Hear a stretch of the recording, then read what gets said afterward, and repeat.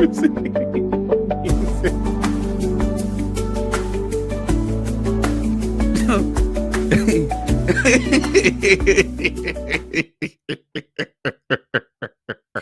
don't know how to work this shit, so We are here. this is chill. Oh my, ain't no music. You're gonna get fired, Darius. Chill gonna Oh fire wait, you, boy. wait, y'all didn't hear the music? Yeah, I heard it. Did you? I heard Yeah, it. I heard it. I don't know why I couldn't hear it. I didn't hear it.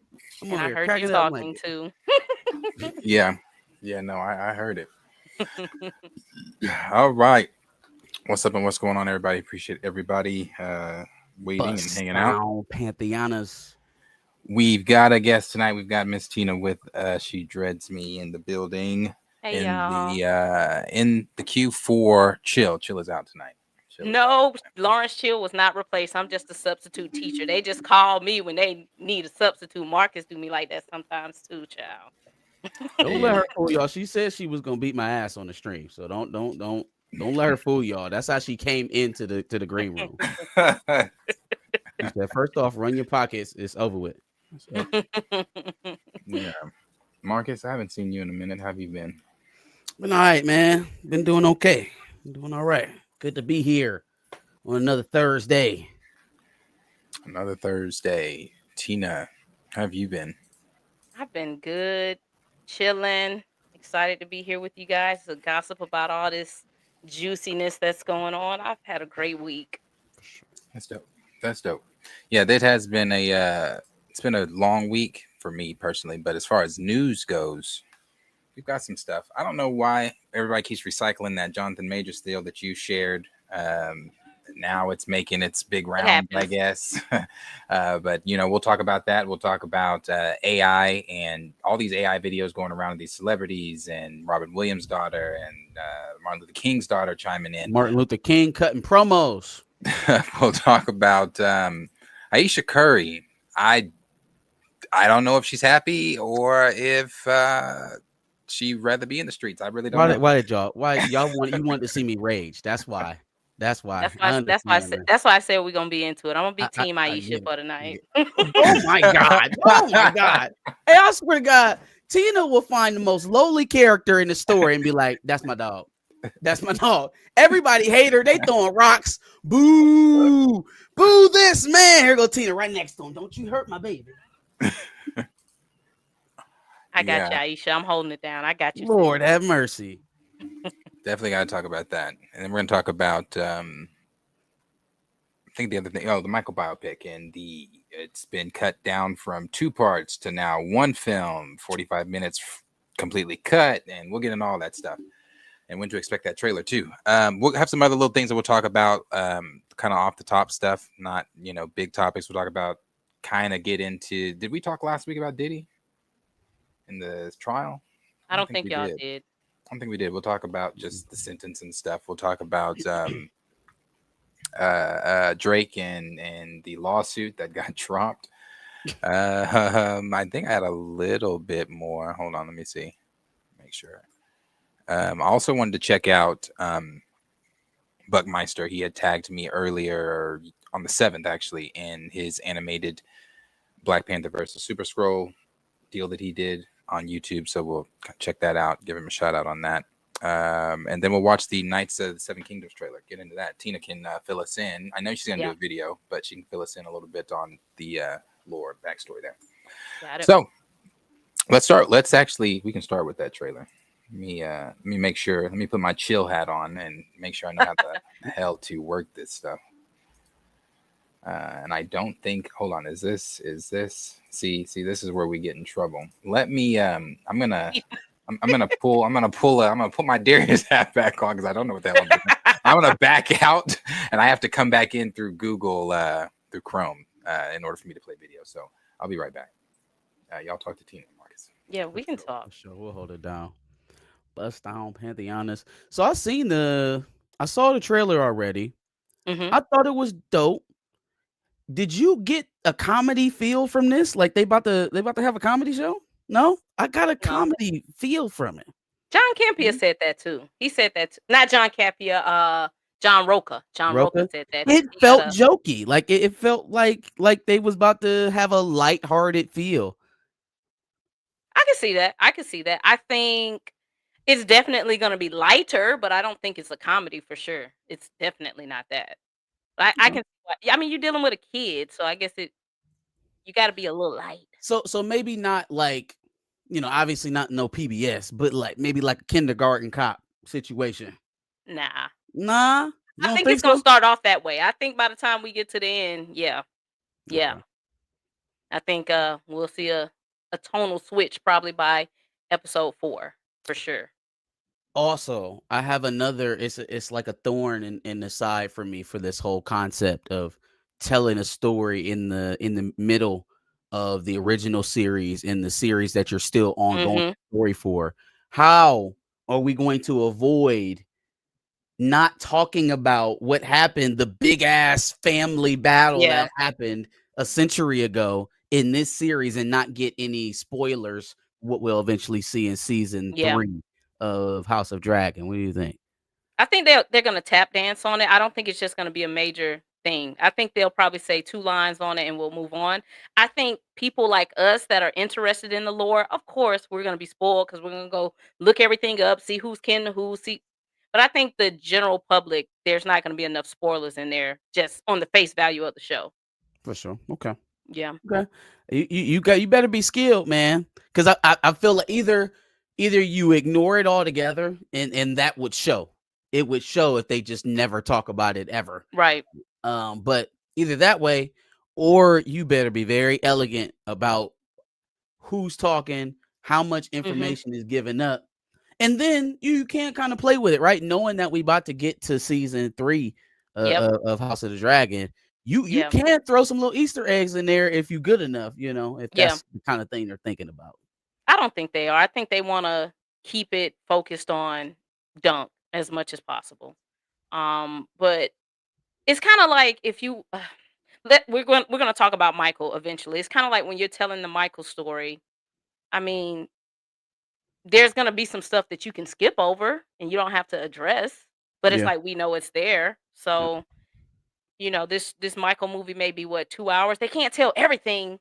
Even if you're going up to the first 25 years of his life, there's going to be some stuff that's skipped. So, I think if you want to look for spoilers, you will find them. But I don't think it's just going to be evident watching this show. But if you want to dig for them, yeah, it's going to be there. It's gonna be like that. Yeah. Let me see something, man. Lauren said my camera looking a little fuzzy. Hold on.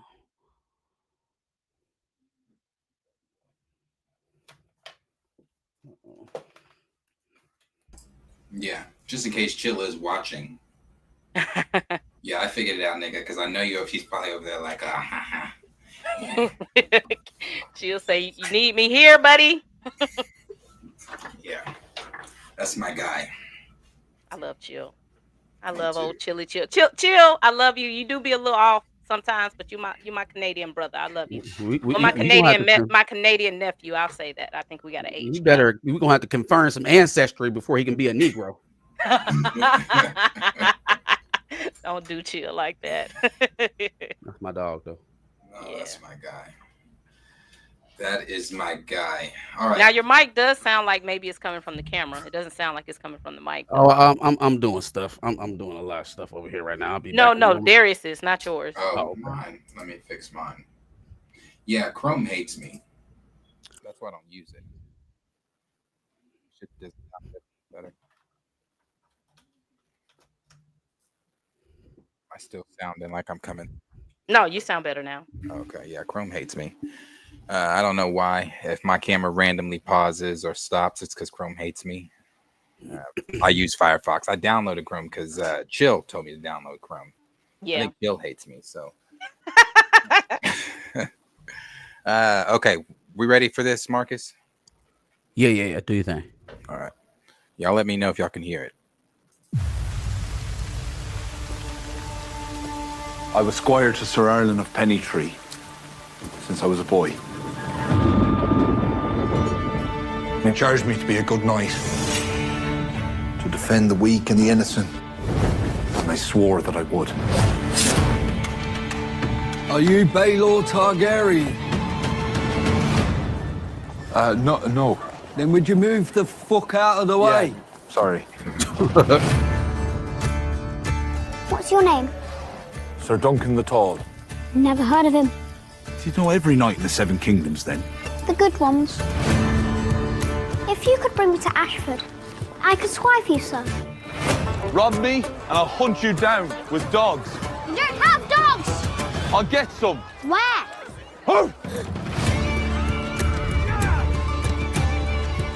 Boy, stop gaping. She's my horse. I'm not a stable boy, my lord. Not clever enough. I know I'm just a hedge knight, but sometimes I think there could be more.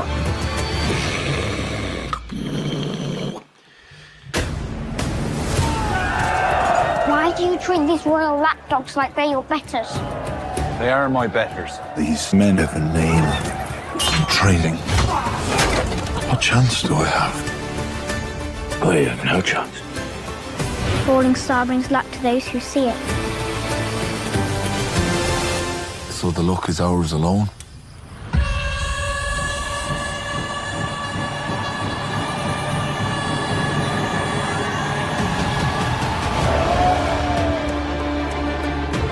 I need to fight honorably. But sometimes I think I buried my courage alongside the old man. The hell is In crazy. every man, there are many men. So be brave. Be just. Get up! Be tall.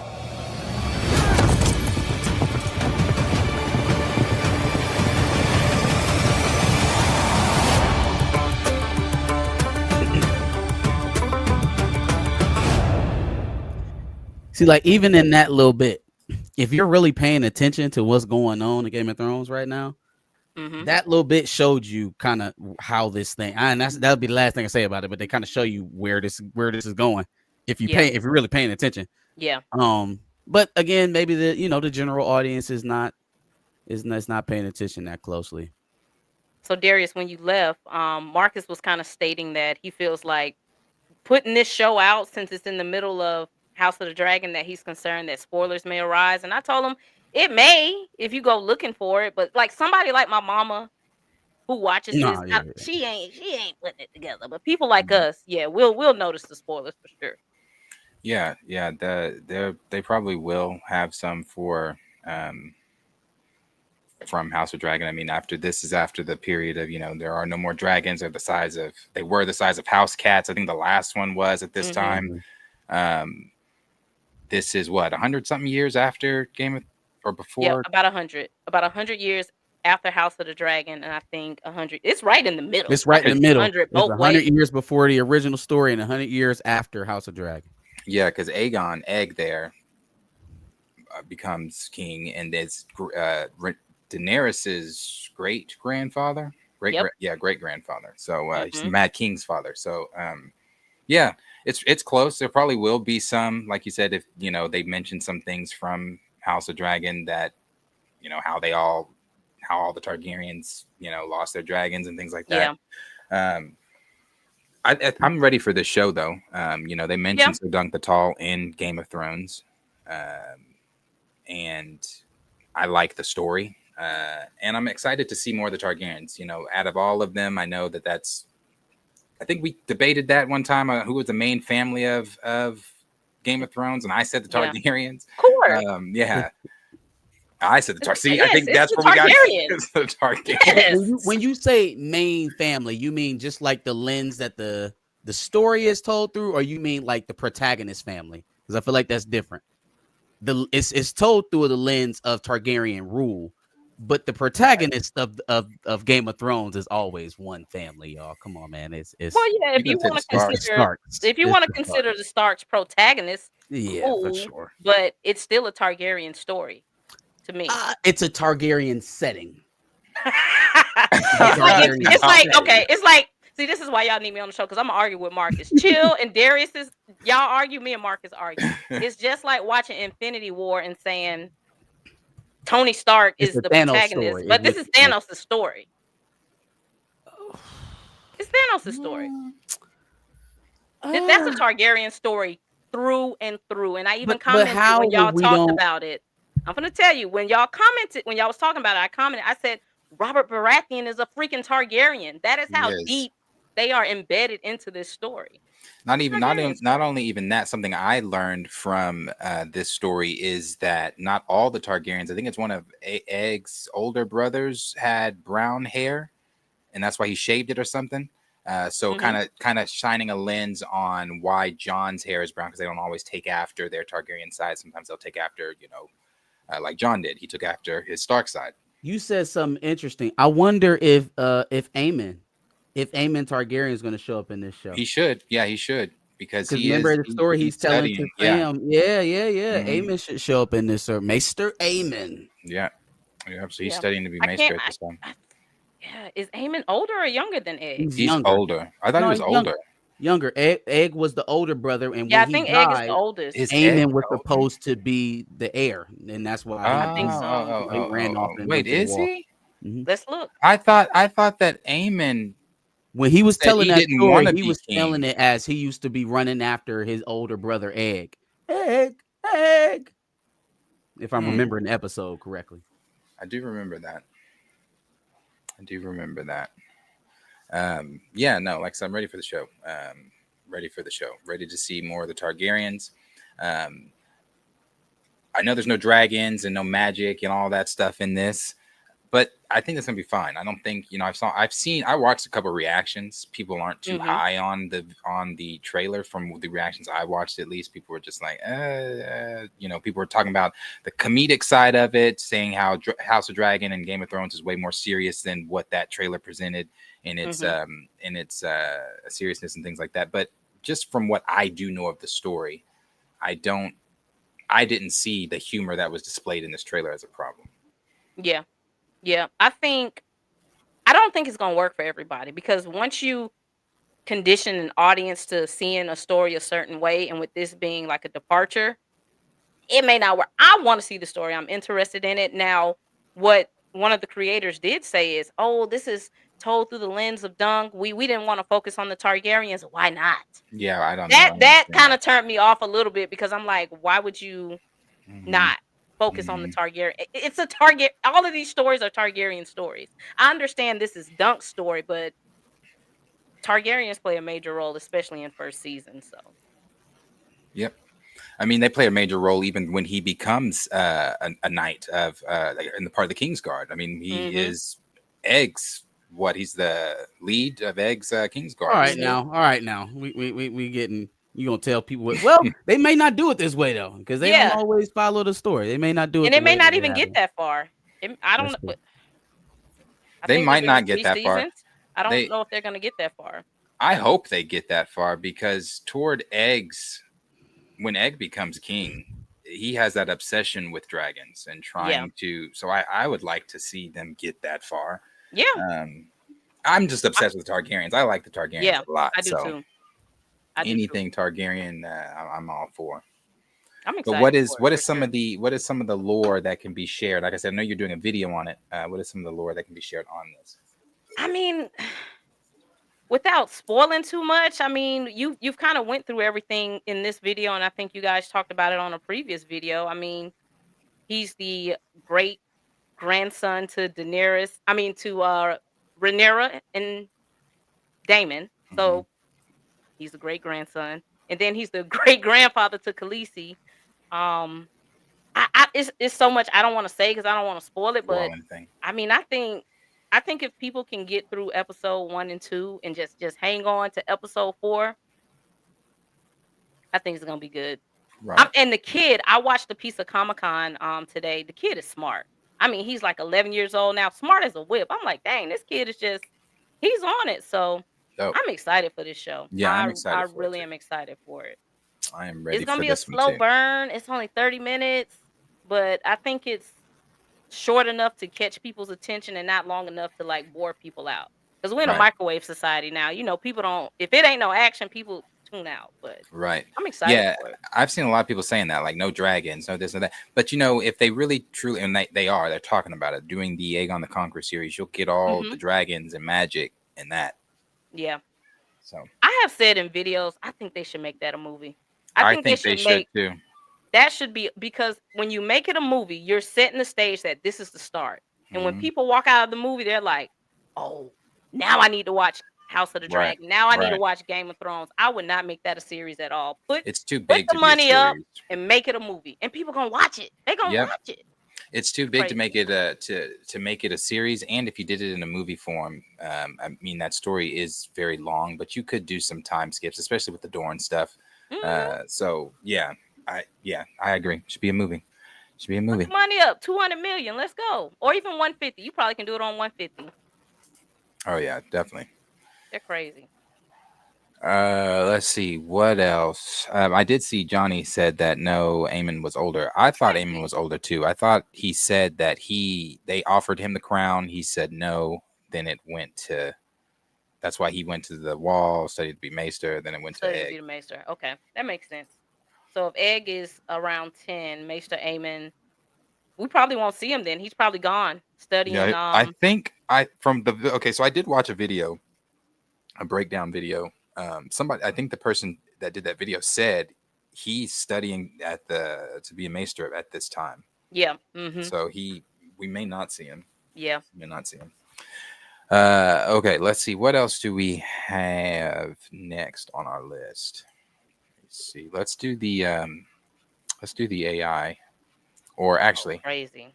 Actually, before we do the AI, we can talk Drake, because that's a smaller one. Drake and the lawsuit deal that Drake's got dismissed by his own people.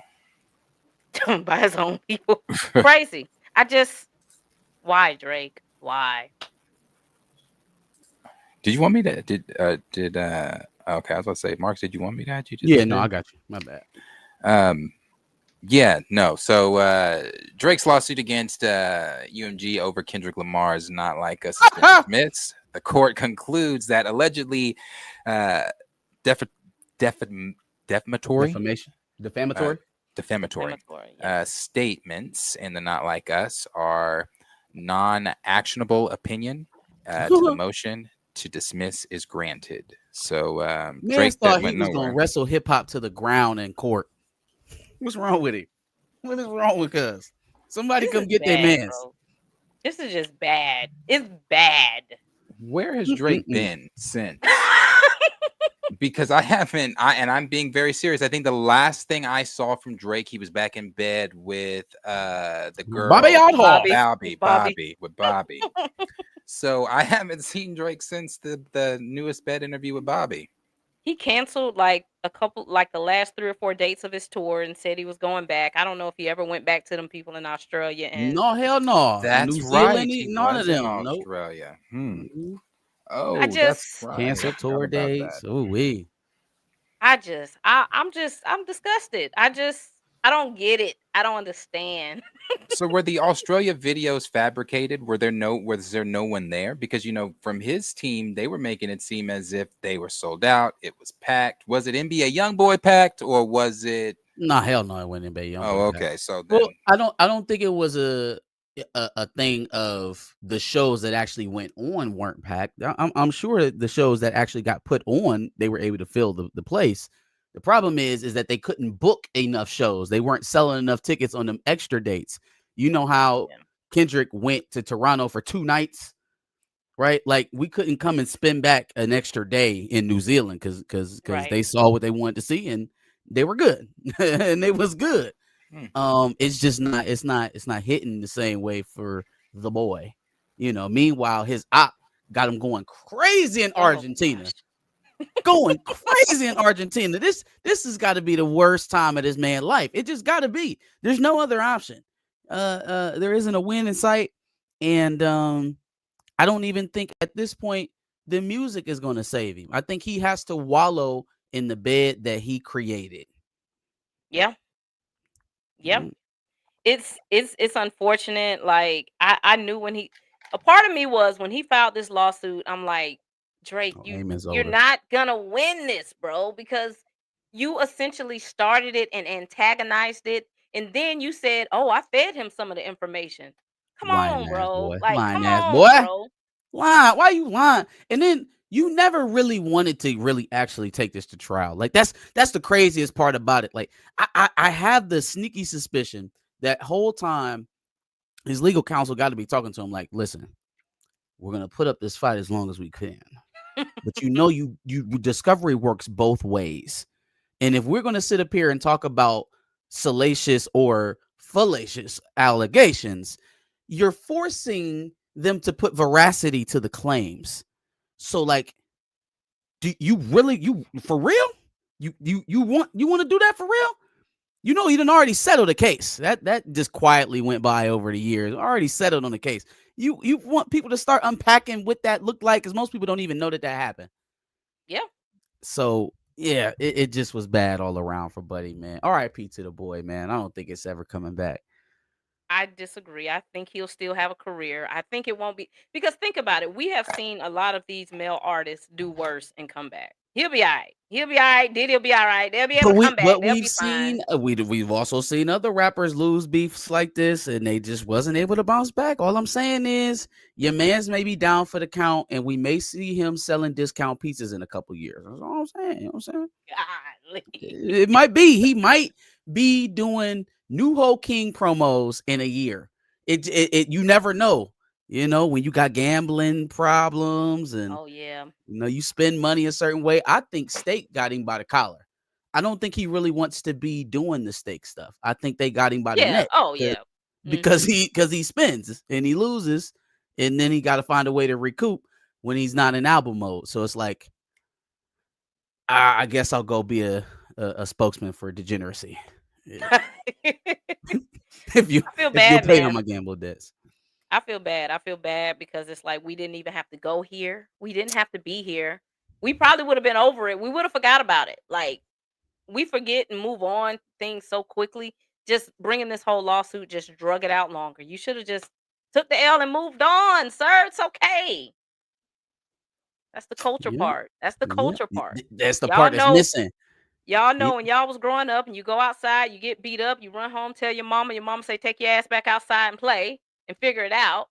He ran home to his mama say, call the lawyers, we finna sue. Call the lawyers. Call them. Aubrey, we will have the law on him. Get him on the phone. Because that's wrong. They should never say that about my baby. What? Which one of them was it, Aubrey? Point them out right now. You show me so we can report it to the officers. Man, called the authorities on rap beef. Disappointing. That's why I got my Tupac shirt on tonight. Pac would never. Pac would never. That's why I say it's over. Because I think he's still making music like we never saw what we seen. And so now when he talking about handling his ops and shooting this gun and that gun and having no, it's done. It's over, bro. Like, that persona is gone. It's gone. We don't believe you. We don't believe you no more. So how do we do it? Well, what Darius, you were I think supposed you're on mute, Darius. Go ahead, Darius. Oh, I said, did we believe him before? Well, no, I didn't, but I was a hater. So nobody really wanted to listen to me. You know what I'm saying? When I was like, hey, maybe he shouldn't be filling up 17-year-old girls on stage. Everybody like, shut up. Leave the boy alone. Because you don't get women like him. Non-pussy getting. Shut up. Right? I was like, all right, bet. Kendrick was writing it down like, okay, yep, bet. Young women, gambling, illegitimate children. He was just taking notes. I mean, I never believed he was a thug, but you know, sometimes you have people who surround themselves with those type of peoples to handle that type of business. But I lost confidence when he let Puff Daddy slap him in Miami. No grown man should never let another grown man slap him. Don't let I'd rather you get punched in the face than slap. Don't slap no other grown man. And we didn't. That's my main thing with Chris Rock. It's like you had all of that to say, stand up. You calling them out, your brother popping out, I'll fight Will. Hey man, we gonna die on this stage. I swear to God, they gonna have to put a net around us like we animals. Okay, you not just about to get that off. It's not. Pusha T said it. You will die at the Oscars. Yeah, it's not happening. Yeah, nah. But see, Tony Rock is still talking to interviewers and doing stand up. Like this motherfucker got slapped still. Now I get it, that's your brother, and I understand what he said at the very beginning. But Tony, damn, Y'all should have he Jade him at the can't do an Oscars interview or get without letting over it it. go. Get over it. Jade him at the Oscars or get Yeah, over it. yeah. Or set it up. If y'all ain't finna fight, let it go. Do Get not let another over grown it. man slap you. If a grown man punch you, I'll be all right. But slap, He put his hips into it, Tina. Like he wasn't even trying to. It was a baseball swing. You know what I'm saying? Then sat back down and said, "Keep my fucking wife's name out your fucking mouth." And then you know what? Looking back on that, I still am on Will's side. But looking back on that, I'm like, after the interviews Jada did after, talking about, I don't know why he did that. We were estranged. I don't know what he was talking about. I'm like, that's why she's in top 3. What somebody say? Aisha's up there with her now. They said she is diabolical. Diabolical. Look, I'm Team Jada. I'm Team Aisha. Leave him alone. Team Jada. Leave him alone. Ew. Jada ain't do nothing wrong. All right, let's Jada go back to Drake. Let's go back to Drake. Jada ain't do nothing wrong. Let's go back to Drake. She did some shit, She's a lot innocent. of shit wrong. Go back to Drake. So Jada ain't do nothing wrong. I should have worn my Jada shirt. The Star Wars community wants anyways, her as Asajj Ventress. what was I about to say about this man?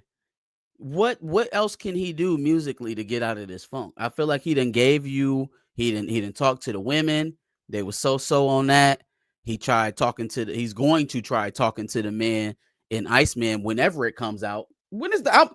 We doing all this rollout and you not dropping the album. When is the album coming, boy? Oh, he has to drop an album. Did you see what they put in the lawsuit? Universal said, we're glad this is behind us. We're prepared to get back to work. Get back to work, boy. We're prepared to continue our ongoing relationship. In other words, get back to work, son. Hey, getting a whooping and then being told to get back to work is something else. That's something else. That's got to be racist. That feels like slavery. That feels. I don't like that. They said it more proper. We're happy to continue our ongoing working relationship to support Drake and his musical efforts like we always have. Get back to work, boy. Whoa. Get that album out. Yeah, no, that's nuts. That's nuts. Why would you ever think you could take down Universal Music? This is the same company that has Universal Studio. Like what? He thinks he's Michael Jackson. Oh no. Thinks he's Michael Jackson. He shouldn't. He's been telling us for years he thinks he's bigger. And what's so funny about it is that obviously they pushed him like that, right? Like, yeah, Drake is a megastar, and so he had that at the behest of the machine. But then when he finally lost the head-to-head battle versus somebody he deemed as lesser, then it was time to blame the very machine that got you to the point that you were at. Like, it's like he never expected to have to stand on his own 2 feet at any point. Like, no, y'all got me here, so keep me here. Like, what are you talking about, man? See, you mentioned it. Culture. See, we all recognize we Black. And every moment that we have in the sun, we are biding our time. Okay? We just waiting for another boogeyman to be around the corner. So make the most of your opportunity while you're there. Drake thinks it's Candyland. He think it's Candyland. He think that all of this shit's sweet and they love me like I'm the good one. See, y'all ain't got no Jewish mama. Okay? Y'all ain't like me. Okay, when my shit grow out, it get real curls. Okay, not nappy. So I'm the special one. They like me. Okay, I put the owner of the label in my verses. So yeah, we like this. Okay, K Pookie. K Ray, not Aubrey. That's how that went. And he got a reality check. Yeah. We all have to get him sometimes. He got it now. Hey, get back to work, son. Diversify your portfolio and don't rely on music. That's why Jay, diversified himself. I ain't gonna be relying on one source of income because when you let somebody feed you, they can take it away. So get back to work and diversify your portfolio and don't rely on music. That's it. Because he can't walk away. I got to keep making music now. Dang. What deals does he have? He didn't have no endorsement deals. I mean, he does, but they're probably like short term. Hey, 2-year deal with Sprite. Remember you had the 4-year Nikes. deal here. You know, I get Yeah. the Drake shoes. Mhm. Right? Yeah. Nah. Real popular. Nah, you get them. Yeah. But that one's Drake. Lawsuit didn't go through.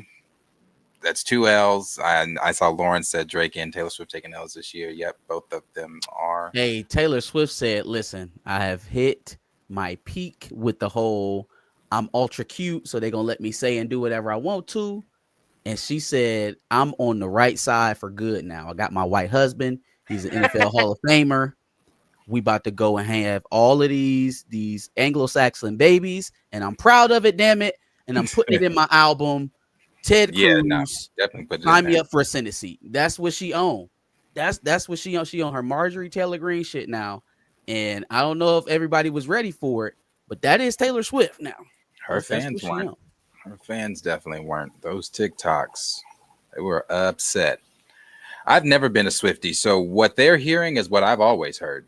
I've never been one to be like, yeah. Y'all fill me in. What happened? Is she more so right leaning now, or saying she by her man? Like, what's happened? Oh, she's there's songs where she's talking about this man's stuff. It's called Wood. The song is called Wood. Yeah.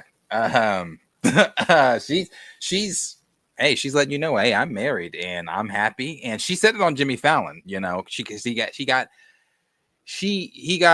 asked, I don't know if it was by Jimmy, if she got asked about the album, but she did say that, hey, you're talking about 2 things. You're saying my name and you're saying my album's name, whether you like it or you don't. I don't know if, you know, that's how she really feels. But then she talked about the Super Bowl because Jimmy asked her about the Super Bowl. And she was like, yeah, you know, about her husband and all this stuff. Yeah. So I think what people are upset about, she has some songs in there where she was talking about, you know, she's not a savage and she's not a bad bitch, but she wants to have his kids and you. And she wants to have all his white babies and fill up the block so it all looks like him. You know, Damn. White homogeny, you know, like that. Put the Taylor album on tonight. That's what type of time she on. And I mean, like Darius said, I didn't really have a high expectation of Taylor Swift. So like, it's not surprising. Like, again, you can only be the cute pixie white girl for so long. Like you gonna have to pick one of these sides of the fence. I mean, to be real, I know some people don't like this, and some people say, you know, no, that's not true. She was always going to be something. If it wasn't for that night in 09, I don't really know that Taylor would have been who she really is. For sure. You know? That helped a lot. That helped a lot. Yeah. Like, those tears are powerful, okay? People will put on a superhero cape for those tears, and they made it their mission to make sure that woman was going to be successful. Oh yeah. So, yeah. So Kanye, she's happy. She's happy and married. So listen, I'm gonna pray that they make it. You know, I hope they do. I done been around that man. That man is an interesting person. I don't know how long it's gonna last, but I am gonna cross my fingers and hope that they make it. Because that talking about Travis and yes.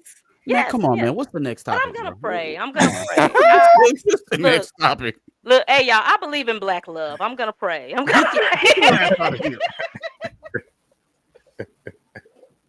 I don't want to see her get hurt, but that man is a piece of work. Travis Kelce is a piece of work. Get hurt?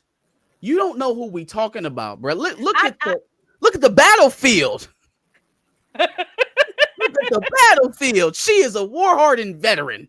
That's why she's making songs called Wood that she's never made before, because see, Travis was with a sister before. He's probably showing her shit she has never seen. But Darius, Pete, because that's what the whole I'm Not a Bad Bitch thing was about, because she's also talking about Oh, Kayla I Nicole see. in the I songs, see. right? I see. So like she's sending little subliminal shots, not Like just trying to to his say, ex, like I'm but not a black I'm not a ghetto. black girl, right? Yeah, Come and get what you was always supposed to be I with. see. I see. Come Oh, back I'm still home. Darius. He's Taylor's probably throwing doing some shots. stuff Mayonnaise that she sandwiches ain't and never apple seen pie. before. Oh yeah. That's the thing. That's why now, because she's never had a song talking about shit like that. That's why she's making songs to wood, because she is. If something was to happen, I wouldn't. That would be her crash out on TMZ. She would go crazy because she doesn't want. She's at this point. She's, what's the saying? Digmatized. I mean, you're making songs that you never made before called He wood. is different. He's a different type of guy than she's been with. Travis is different. That man is a little different. I don't know why I keep getting him And it's mixed just up gonna with. be bad because they are. Oh no, go ahead. Oh, You good? I said I just predict it may be bad. I hope it's not, because I mean she gonna have his babies. She already talking about she not gonna do the Super Bowl because she gotta watch him. What, girl? Yeah, she said I have to make he. She's like, 'cause this is gladiators without the sword. No, look, Girl, man. she act like she finna be out there. You gonna be on stage for 10 minutes. It's okay. No, she's a trad wife crazy. now. She is a trad wife. Trad wives don't work while their husbands are working. They sit back and cook and wait to get for them to Hey, get home. well, I guess she took Kirk's advice, because he did tell her, submit to your husband, Taylor. Dog, cook and ladder. Like, oh, bet. Give me the notes. What else? Got you. Bet. That only lasts for so long, and this is how you end up with people like Ayesha Curry saying the things that she says. That lasts only so long before women is like, ugh, I don't really want to do this no more. Yeah. Well, that's a great segue. We can move into Miss Curry. Now, this is not the first time Miss Curry has spoken out in public on the Curry's relationship, the Curry's Or business. the second, or the third. Yes, or the second, or the third. I'm a big Wardell fan. He's touched this hand before. Yeah, I'm a big Steph fan. I really like he stays out. I like the fact that there's not shit Steph is in that short list of not shit you can really say about him. Negative. Unless it's a hating ass critique on him on the court or something like that. There's nothing that you can really say negative about him, especially his life outside of basketball. But when it comes to Ayesha, she puts the stains on it all. Like at one point she had people questioning, are they in an open relationship? And is Steph okay with that? She had people questioning that. She had people questioning, does she really want to be married? Because it sounds like she wants to be in the streets. Because she said, when we go out, I don't have people looking at me the way they look at Steph. Motherfucker. And now, just recently on the Call Me Daddy podcast, the Call Me Daddy podcast, which I was watching Breakfast Club, they said seems to be the podcast where all these women seem to be going to just release information and get things off their chest. I mean, Huda, if you watched Love Island, I did. Huda went on she went on there. She's something else too, but she's in that Ayesha category. I think you could probably put her up there too. But Ayesha said on the Call Me Daddy podcast that she never really, well, let me preference it. Well, we'll watch the video, but my preference is she was asked a question, where does she see her life? And she answered, this is not where she saw her life, but this is what she said. Get to that. Marcus. I don't have time for this nonsense. I really don't. What? Hold on, let me you talk about not looking a gift horse in the mouth. She cutting the head off the horse. I didn't want kids. I didn't want to get married. I thought I was going to be career girl and that's it. And I had my eyes set on my goals, and I was never the little girl that like dreamt about the wedding dress and all of that. And then it happened so early in my life. Did you talk to Steph about it? He tries to resonate with me, But he just can't. And he also comes from a place of like, it's effing stupid. Like, it's not true. So why are you? And I'm like, but wait, like, listen to how it makes me feel. And he's like, but why does it make you feel like that? It's not real. After we got married, we found out we were pregnant with our daughters so quickly. I didn't even have time to think about what I wanted anymore. It's so interesting. I spent my entire life like trying to work towards something, and then it kind of just disappeared, and I didn't think twice about it. But after my daughter turned 1, I remember there being a shift and being like, I have goals for myself. Like, this doesn't feel right. I love being a mom, but I love doing other things too. And I need to get my shit together and figure out what that looks like for myself now. If I have a career and I'm not home, like did you experience that? I still experience that. I still experience that. I'm always in therapy talking about this. If you lose all of those things that were interesting about you, even for yourself, like even the things that made me feel confident and cool, then what are you doing? No, what are you doing?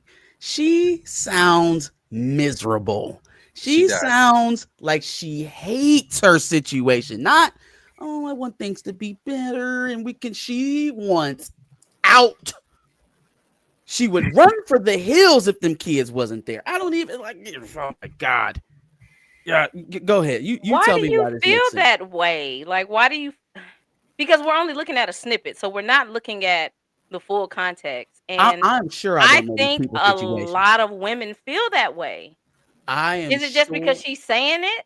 No. I guess my question is, then because Steph is who Steph is, you are in a position that most housewives, I guess, if you want to call her that, or if that's what she's considering herself to be, because she's saying she doesn't have a career and things like that. You are in a position that most housewives are not in. You have the money, you most have human the time. beings, not just housewives. Well, most human beings are not in. So why don't you do the things you want to do instead of complaining about not doing these things? I understand that you are a mother and things like that, but at one point in time, she did have a cooking show, did she not? Did that just not pan out? Or I mean, so it's like you do have time to have these goals, not like these are newborns. Cannon is how old? 5? And we gonna act like the Currys don't got no nannies, like it ain't nobody professionally in there taking care of them kids 24/7. Like, you have every opportunity in the world to do virtually anything you want to do outside of collecting unlimited attention from random men. That's it. That's the only thing you're not allowed to do. That's it. You just stay away from the random men and you're good. The world is yours and you have an unlimited bank account to get to it. But she sounds like she's trapped in a relationship that she don't want to be in. Now, I don't know if that's exactly how she feel. I can't tell her not to feel that way. I don't know these people like that. What I'm saying to you is that I could not take hearing, this is just a personal take. Maybe others feel the same. I could not hear my partner consistently go on public platforms and reiterate how much they didn't want this life with me. Now, in a personal in a personal context, like between us, maybe I can get to an understanding. Like, you had other goals, you had other plans, you put that on hold for me, and I respect you for that. Does that mean that I want to hear you belly aching about what you gave up to be with me every time that you want somebody? Does that mean I want to hear you say, no, I didn't want them kids? No, I ain't want that. Mom, who? Me? When the first one got about 1 year old, I was like, look, I need to do something else. I need something. Like, that's not giving God. I love this man. I love the life I have. I am so fortunate to have this life, which she is. It's giving like I was supposed to be the star. But that's what she is thinking on, I feel like, at some point. Like, not maybe so much I wasn't supposed to be the star, but this was not supposed to be the idea that now I'll say the beginning of when she first started, the beginning of the video, I didn't see anything wrong with her saying, I never thought I was going to do this. I never thought I was going to do that, because a lot of us, I've never thought we were going to be in the positions we were, unless you really had a plan for life and it really hit like that. I don't see the part with that. It's just now the latter end of it, different. I feel like she is saying that one part that you just said there, where she's like, not so much that I'm supposed to be the star, but she had her own hopes and dreams. I feel like y'all just want women to shut up and dribble. Man, where in my critique did you hear that? Yeah, that's what I feel like. Where did I hear? Listen, let me tell you. If Jada speaks, y'all mad. If she speaks, that's y'all different. mad. Hold on. We went through this with Jada. Hold on. That's different.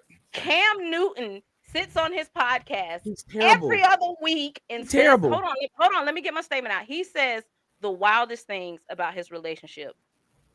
Who cares? That's how I feel. Him and Jasmine have that understanding of this is who he is, this is what he does. I feel like Steph knows how Ayesha feels, and he allows her to continue saying these things. I don't think she said anything wrong, because I think most women feel that way. Most women, when they get married early, they have these kids, you wake up 5 years down the road, and this doesn't even have to be rich women. This could be poor women. You're just like, damn, what has happened?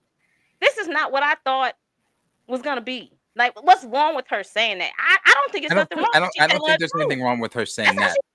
But then when you take other parts of what that snippet we watched and couple it with other things she has said, like when she was on the talk and that guy came out, she started taking off her ring. That was a little messy. That was a little messy now. I'm just like, and then also, I'm sorry, but I don't understand where in a marriage there's room for I want attention from men who are not my husband. Is there room for me to say that as a husband? Can I be damn, I really miss running the streets. Like when I was outside, dog, my phone never stopped running. I miss that attention. Does that sound the same way for you as she's saying? Like, does it sound as kosher? I don't think as me as a man, I'm allowed to miss female attention. I don't think Steph Curry is allowed to be like, damn, all my teammates smacking shit on the road. I wish. You know what I'm saying? But I think we have heard men say, I did not plan to have kids. And I'm not. I did not plan. I'm not. So that's what I'm saying. We let them do it. Why can't she do it? That's not what I'm talking about, though. The having babies. I don't want to talk about the ring off thing and the I want male attention, because I do think that's kind of inappropriate.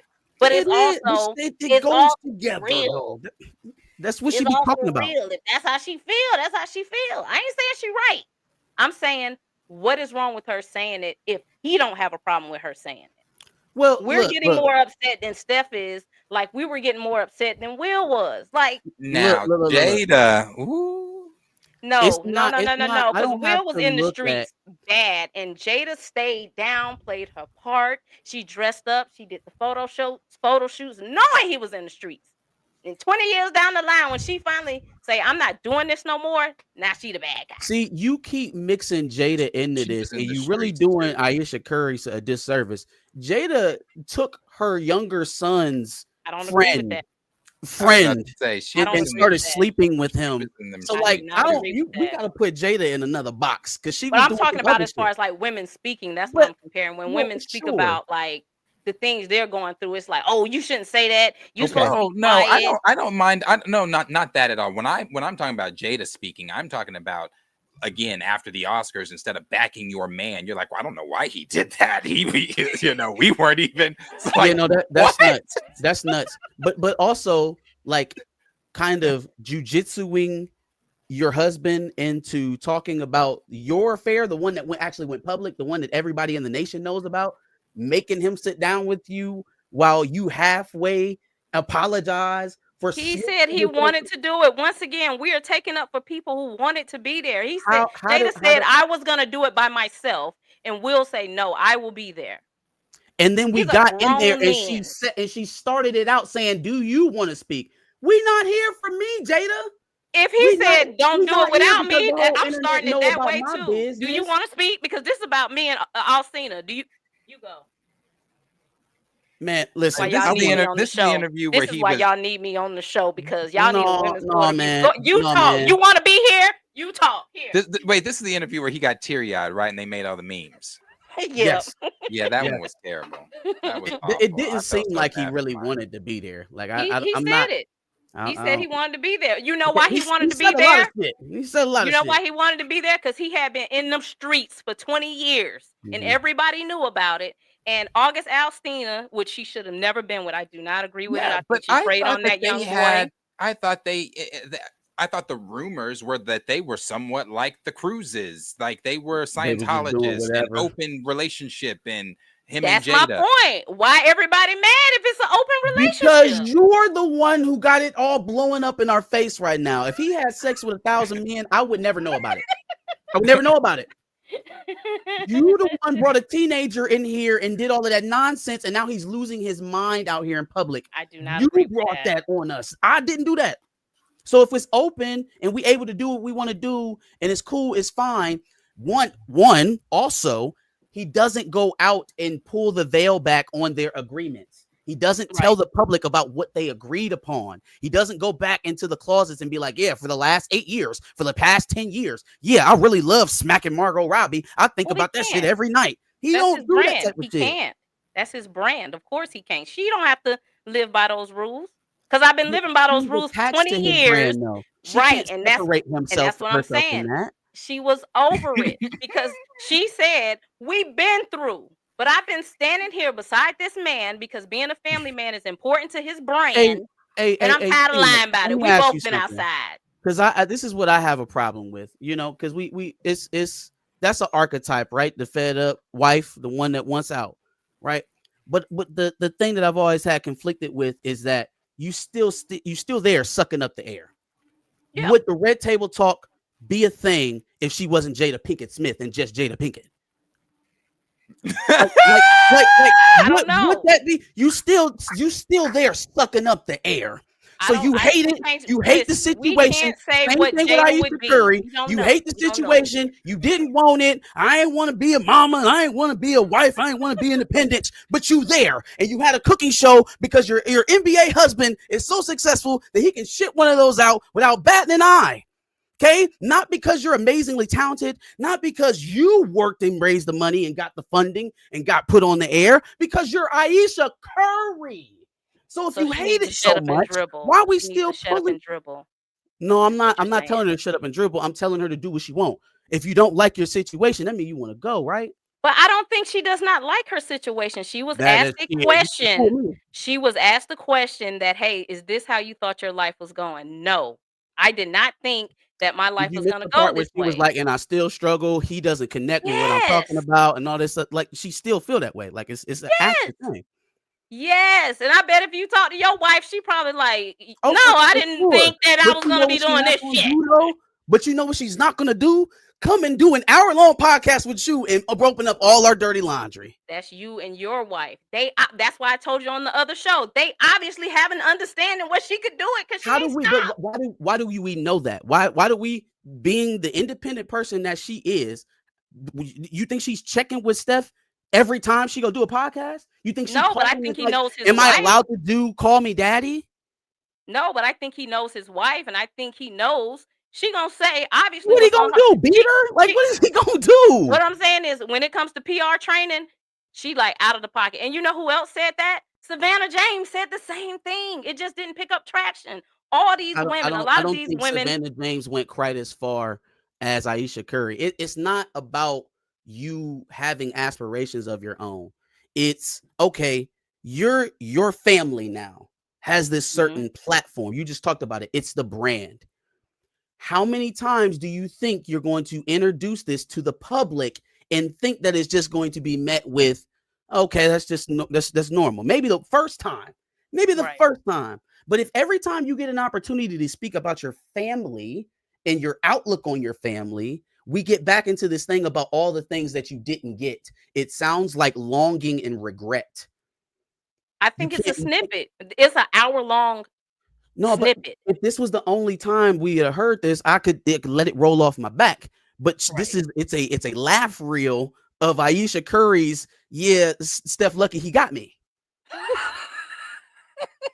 Like literally. We got This a is what sizzle I'll reel. say.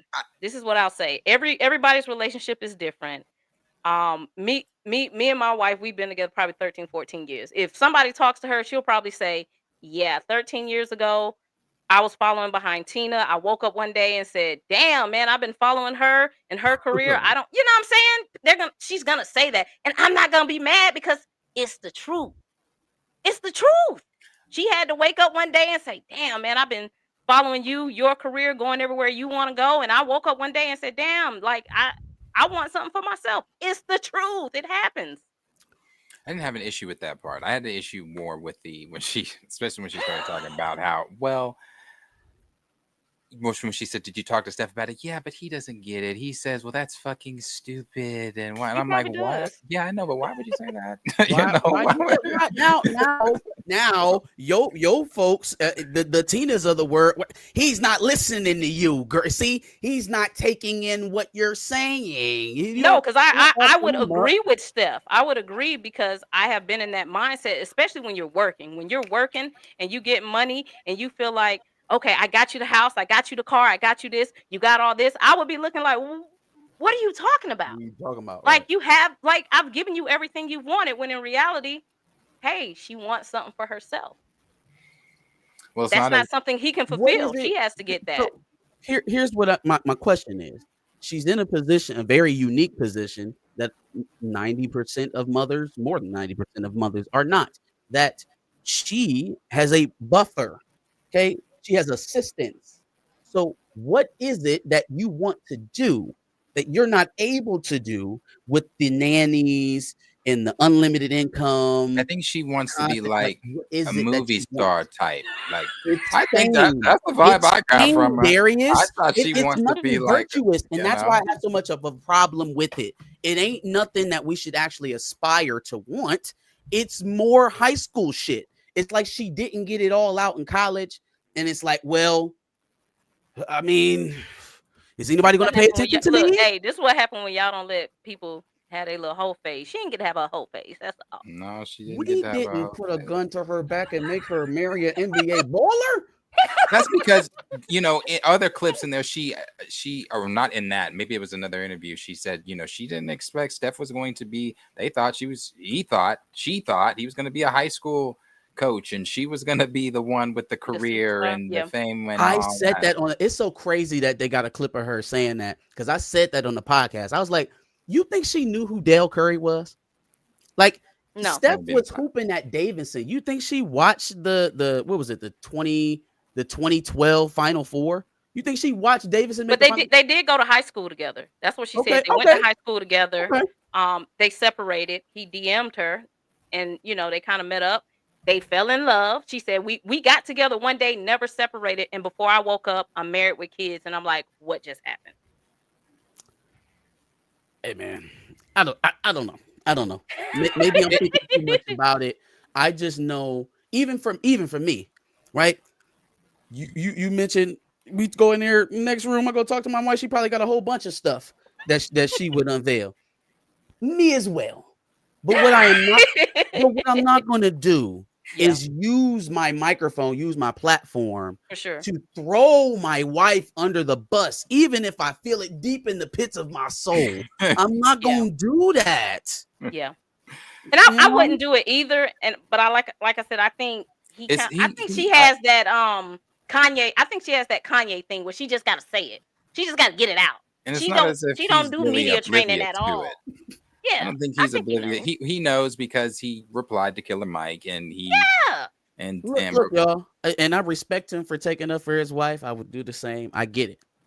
His opinion don't come out my mouth. Like I can have an opinion on the situation. Now she's public. She's not saying it. She's not writing it in her diary. She's saying it on public platforms for us all to consume. Therefore, reaction. That's the part of it you can't control. Well, when Steph commented, it was to a TikTok video where that one dude was talking about it. He even commented to the TikToker. He said, you're the biggest clown of them all. So when he says you're the biggest clown of them all, that leads me to think, I don't know if him and Ayesha are, you know, sitting on the couch together watching TikToks of people, what people are saying about him, or if he's in the bathroom scrolling, you know.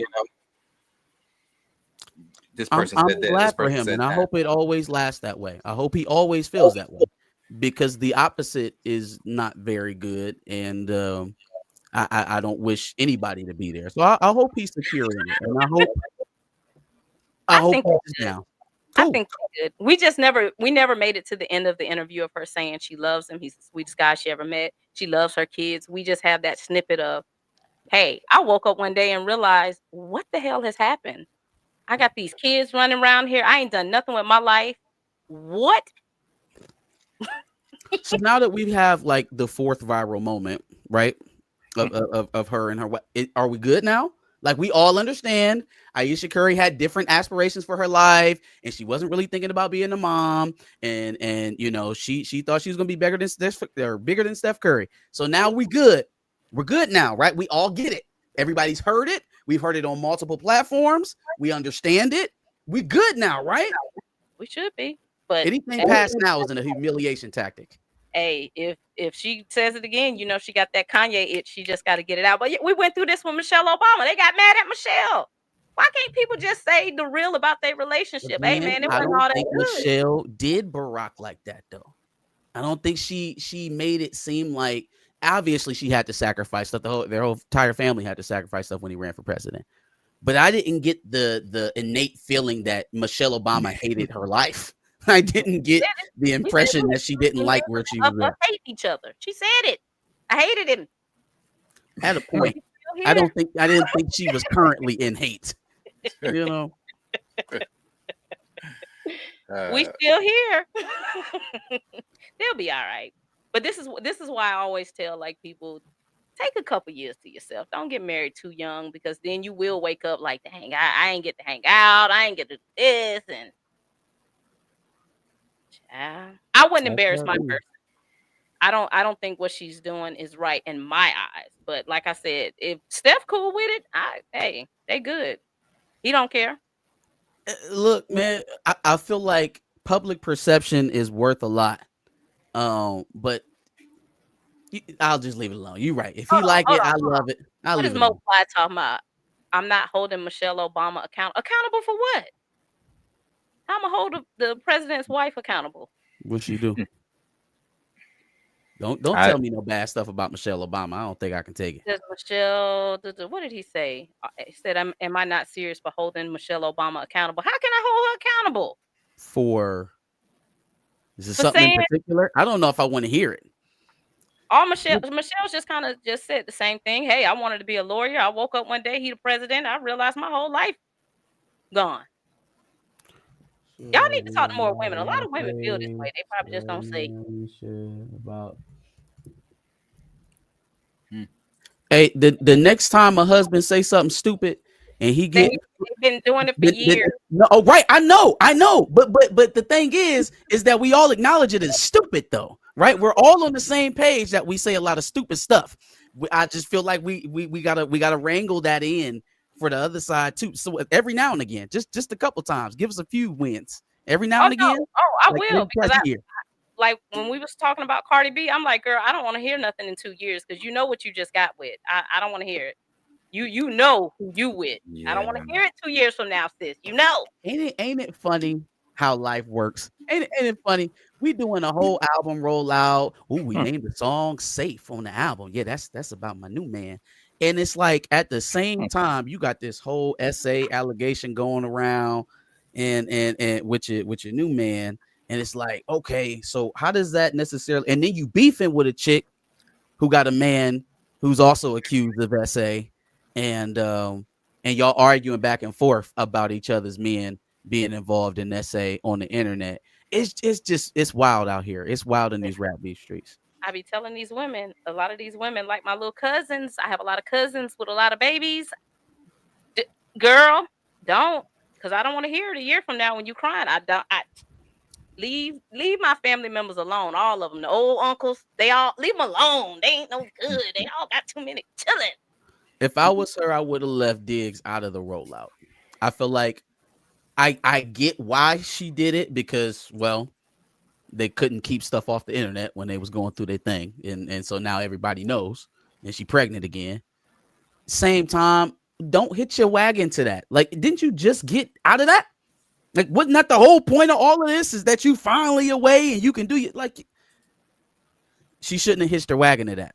That I feel like that was a mistake because I don't know these folks. Never met Stephon Diggs in a day of my life. I've heard enough to know that that's probably not a safe bet. No, he was supposed to be a fun boy, girl. You wasn't supposed to get no chilling from Probably him. not a safe bet. So like, I'm not walking around on Good Morning America talking about him. Like, oh, ooh, yeah, no, let's not do that. Let's not do that. She's happy. Hey. Darius just like it because that's a win for Nikki whenever it No, goes. I like Cardi. Like, oh, Nika told you. She No, told you about I your like man. Cardi. I'm rooting Told for you. Cardi. And you didn't want to listen. So now you have to deal with the consequences. I like the girl.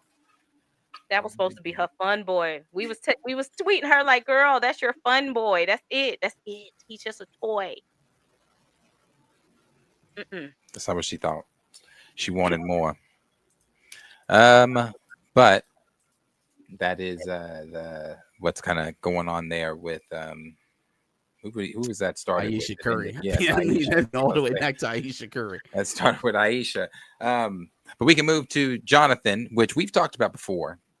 I saw Tina share the video first on Twitter, and let me see if this is it. Oh, maybe not.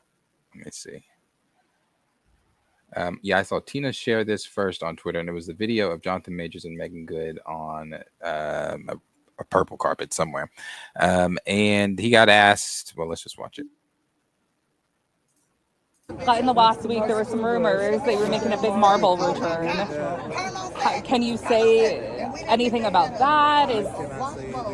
You cannot say, but there potentially might be a Kang.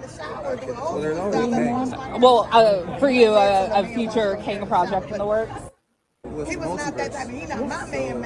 I'm not his type. So it was really like, A lot of opportunities for you to come back. A lot of people would be excited to see it. So. I'm glad to hear that.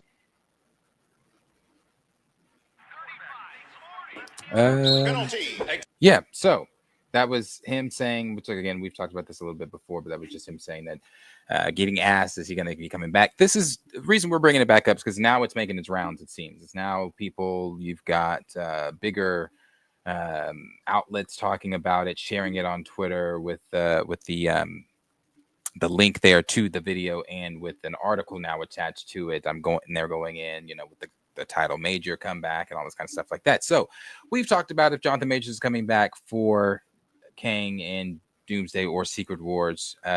Tina, do you have any inside knowledge?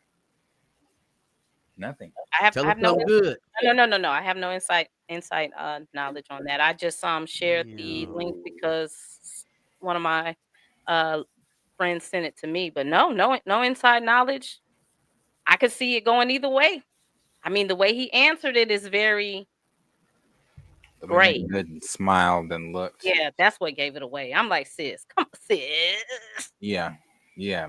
So I don't know. I mean, I've said every time, ever since they've gotten rid of Jonathan Majors, I don't understand the not recasting if you're not going to bring him back of Kang, or not using Kang, just from what the scoopers and things have said and blah, blah, blah, putting all those pieces together, just because that's a very major point in this story that you would have to wrap up. And killing him off screen to me was always lazy. I don't know if that was ever really on the table, so that's something they were going to do. But I also said the last time we talked about this, I would hate for Majors to come back, and Chill disagreed with me. Chill said have him come back regardless, even if he's just going to die. I disagree. I'm not going to be your puppet. I'm not going to be. I don't want to just come in and play the role. If he's coming back, he's coming back to die for sure. And I think that's awful. I think it's awful. I personally wouldn't take that role. I wouldn't take that role. You didn't call me the Kang actor and some more shit in public, and you want me to come back and die? No, sir. Not especially not when you put all your eggs in one basket on me after my performance, my audition that dropped Jaws. Then you were like, oh well, now we know the direction. It's Kang all the way. And now you just want me to come back and die? And I'm that Kang actor? No. I have too much pride to come back. Like, that's just me. Like, I just feel like I'm a Scorpio. Once you cross me, I'm just not. But I can see him wanting to come back, even if it is just to, because this is a relationships game, right? You still want to kind of stay in the good graces of everybody. Everybody talks. So I could see him coming back if they ask him to come back, even if it's just to Nixon. But I couldn't do it. I would be like, nope. Yeah, There was I think there was a leak about Michael Waldron still being involved with the writing. Oh yeah, he's back. That's another one. They fired him and brought him back. I wouldn't have came back, but he back. Yeah. Oh, they fired Waldron? Yeah. Well, remember after Kang Dynasty shit was gone, he was out. I thought that was Loveness that they was like, bro, both of them got the axe because he was writing the story. He was writing the story. That's crazy because Waldron delivered what? Loki? Loki, wasn't it? What's it called? He didn't do Multiverse of Madness. Yeah, that's what. Both good. Okay. Anyway, I know they fired the man. Well, the reason why I bring that up is because he was gabbing and talking about what he was actually doing on set. Said he's kind of filling in spots wherever the Russos needed. They took over a story, them and McFeely. He's just kind of spotting wherever they need him. But he was talking about in the aftermath of Quantumania that they were not only the same old story, they were thinking about maybe going away from Kang, but they thought that Jonathan Majors was going to get acquitted. Mm-hmm. Now, yeah, who knows if that's true, but they thought that it wasn't going to end up where it was. So maybe the plan of icing him and then bringing him back for Doomsday Secret Wars was hedging that way. I still don't believe that after the performance they got in Quantumania, they was like, yeah, no, Majors got to go. Or Kang got to go. And then y'all sat up there and watched Thunderbolts and Brave New World and Jake Shire's doing X-Men all of a sudden. That just don't make a lick of sense to me at all. No, because it was never the truth. Like I said, the internet, Twitter especially, would like to convince you that nobody was ever excited for Kang and all the kind of. Yeah. There's videos of people going ballistic when Kang, so no, stop. Yeah. That's that. And I can believe that they probably thought he was going to be acquitted because I bet his lawyers sent them the tapes of him running away. They probably said, "Look, hold on, let me show you what we got." They probably sent Marvel Legal everything. Like, wait, so they probably thought, but then once it wasn't, it's like America does what they do. Yeah, America do what they do. Shout out to Alvin Bragg, the biggest trash panda in the goddamn nation.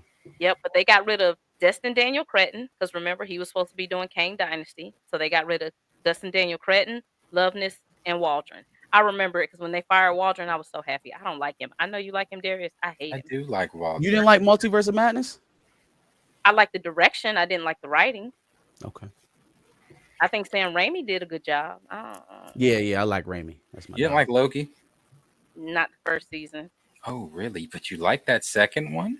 Jonathan Majors' monologue saved that season. Without that monologue, it put everything together. But for the first, from episodes like 2 to 4, I'm like, what the hell is going on? Mm-hmm. I don't like him. And then I saw some things he said behind the scenes about his whole approach to it. And I'm like, they get to like BS their way through everything. Like he just does weird stuff. He's like James Gunn. I'm like, y'all really get to just. I mean, but that's what I said when they were the Rick and Morty writers. Yeah. Look at Rick and Morty. Look how is Jeff Loveness on this current season of Rick and Morty? Is he still at Rick and Morty? I don't know. Rick and Morty.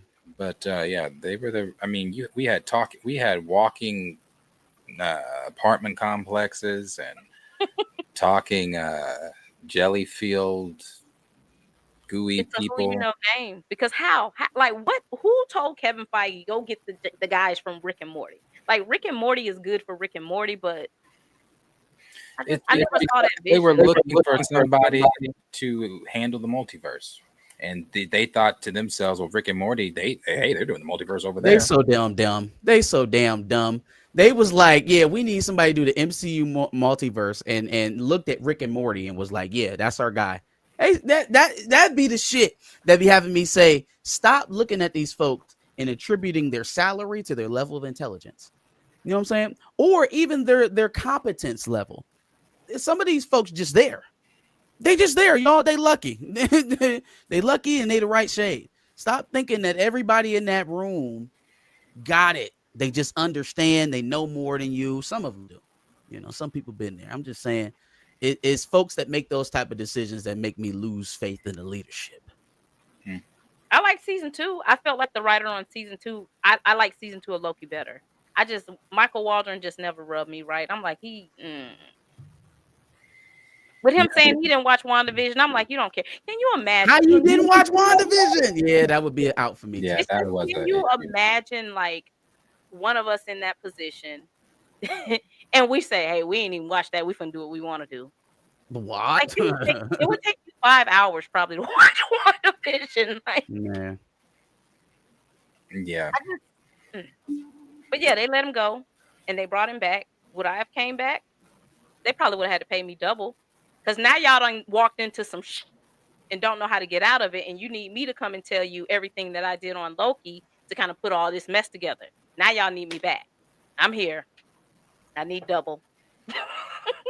Yeah, in the quote he had, he said he was kind of just, there to help the Russos and Steven if they needed it. And he said he's lending advice and blah, blah, blah, this kind of stuff, blah, blah, blah.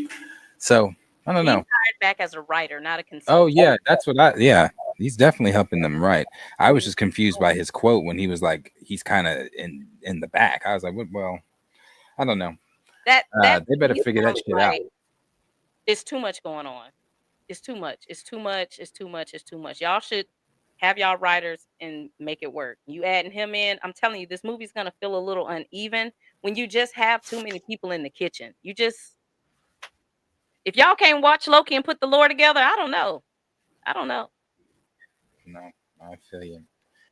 Before we move, we do have a super.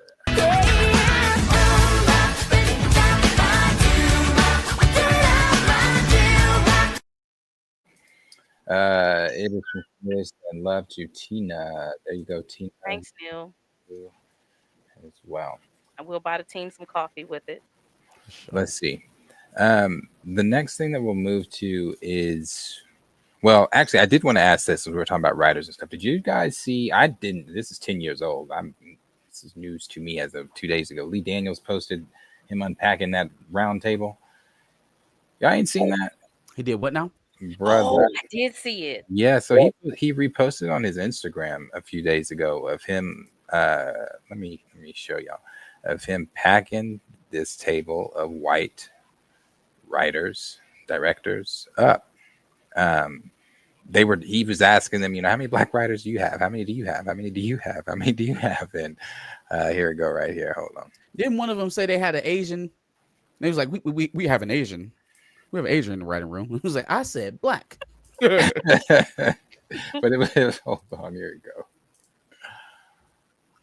Just posted a clip on his Instagram of him packing up an entire room of non-black producers about their lack of African Americans in their writers' rooms. Hold on, I'm sorry. I don't this because where he starts it doesn't do it justice. You gotta you gotta see Lee actually from the inception of the shit. He cleaned them up. Yeah, he really did. I was like, because when I saw it, I thought it was new. I was like, wait a minute, how did I not see this? And I looked at it, said 10 years. I said, dang, 10 years. But nah, hold on. Lee Daniels Roundtable. Here it is. Yep. Fast forward. I don't know who this one writer was, but she was uncomfortable. Yeah, gotta make them uncomfortable sometimes.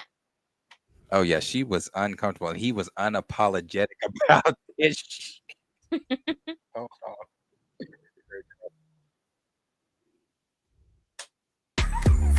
Your opportunity to feel better. Not the remnant. At last.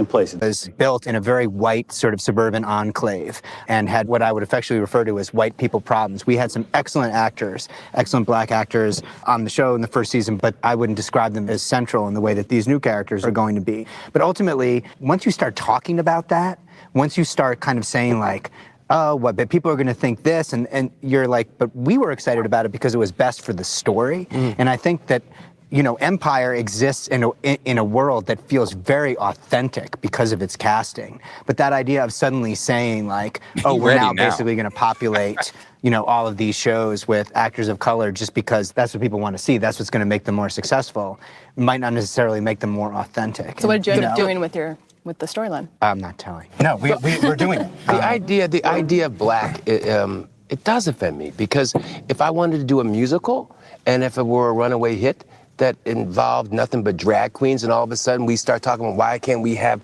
more transgender people? I mean, it bothers me deeply, you know. Well, I'm just a little confused about the question. Is the question about how because Empire is a show that has mostly basically black people on because it, the blacks said we got you need to write it with all black people? Is that what we're asking? No, just to populate shows either in the writer's room, just because diversity is the buzzword in the business this year on all fronts. Is there now a pressure for people like you who run shows to hire people who are diverse to tell stories, to act? No, it's incumbent upon us to represent the world as it is, and the world is diverse. You know, so I don't feel like I'm not actively sitting down saying we have to hire more. The world's been diverse for a long time, but we haven't seen a show like Empire. It took a long time. I was gonna say, what the fuck did that mean? To the credit of Empire, which is a fantastic show. You know, it's alive in a way. I find that the diversity issue also is kind of worse behind the camera. Yeah. That's so the beautiful. thing. I'll tell you, nothing is more beautiful right now than to go into this room, to the writer's room of Empire. I don't know what gives me more pleasure. Watching my story unfold, is Empire or going still in on? and watching a room full of black people. This is 10 years old. Talking for me and saying words that, and writing words that black people, I hate white people writing for black people. It's so offensive. Me too. And so it's beautiful. It's a beautiful thing. And So Eileen did you Chaikin is incredible. So I'm just curious, when you went out to... Yes, honey, it's all about reverse racism here. Yes. I'm seriously just asking. I'm going to keep it 100 with you. I think Yes, we go out and we look specifically for African American voices to Right, because when speak. we put the room of the affair together, we specifically look for half men and half women. And that's important. You know, that makes sense to me that you would look for all African American voices if it's an all African American show. I mean, I think that to me, what's important is. But not all African American. It's not all African American. But I think because you have to have that voice in, you have to have that gay voice in. No, you have to I have hear you. That woman voice in. Yeah, I think, or you're right. I mean, I think you All of want them your could be writers' room to somehow African-American. Now reflect he's your show. confused. So that the conversations that are happening in the writers' room are also, you know, to translate more easily to screen. So for us, it was important to have literally a gender equality in our room. So that Are there African American writers on your show? There's one writer of color, but he's not African American. Mm-hmm. Is there any African American writers on your show? There are not. How about yours? Yeah. How many? Last season there were 2. One of them went off to create her own pilots. So yeah. Good. He said good. How many It's were on the show? interesting. I'm just that curious. I How many I were want on the to show? finish answering my question. Hey, on the table, she winning right now. On the table, no. she's winning. Not No, only she did she is. have 2 black writers, but she empowered one of her black writers to go do their own thing and make money for themselves. And She's she's trying to winning on the table, she's trying to explain it to him, but Lee wouldn't let her. Hold on. Because Nigga Lee like, might good. if she left because she was tired of your shit. It don't necessarily mean How many Asian Americans do you have? We have one. I mean, it's a weird question. Like, we have 0. Oh, no, we don't have any. We have I'm sorry, we have no Asian American. Yeah, we have 0 African Americans in our writers' room of 6. You know, I'm not here to point a finger. I'm just curious. No. Yeah, I mean, but there's so many rubrics on which to judge diversity. There's so many different. It's that cube. There's so many different. Anyway, He's a goes on. dick. He's a dick. What rubrics again? Get your ass out of here. leave them gay men alone, boy. They will read you from the rooter to the tutor. Cause he read that whole thing, especially when he said how many writers when she said we had 2, but she good. Look, and he did it as low tone, as professional as possible, because he could have went another way with it. So he tried to kind of keep it to just show y'all this shit that y'all saying don't even make sense.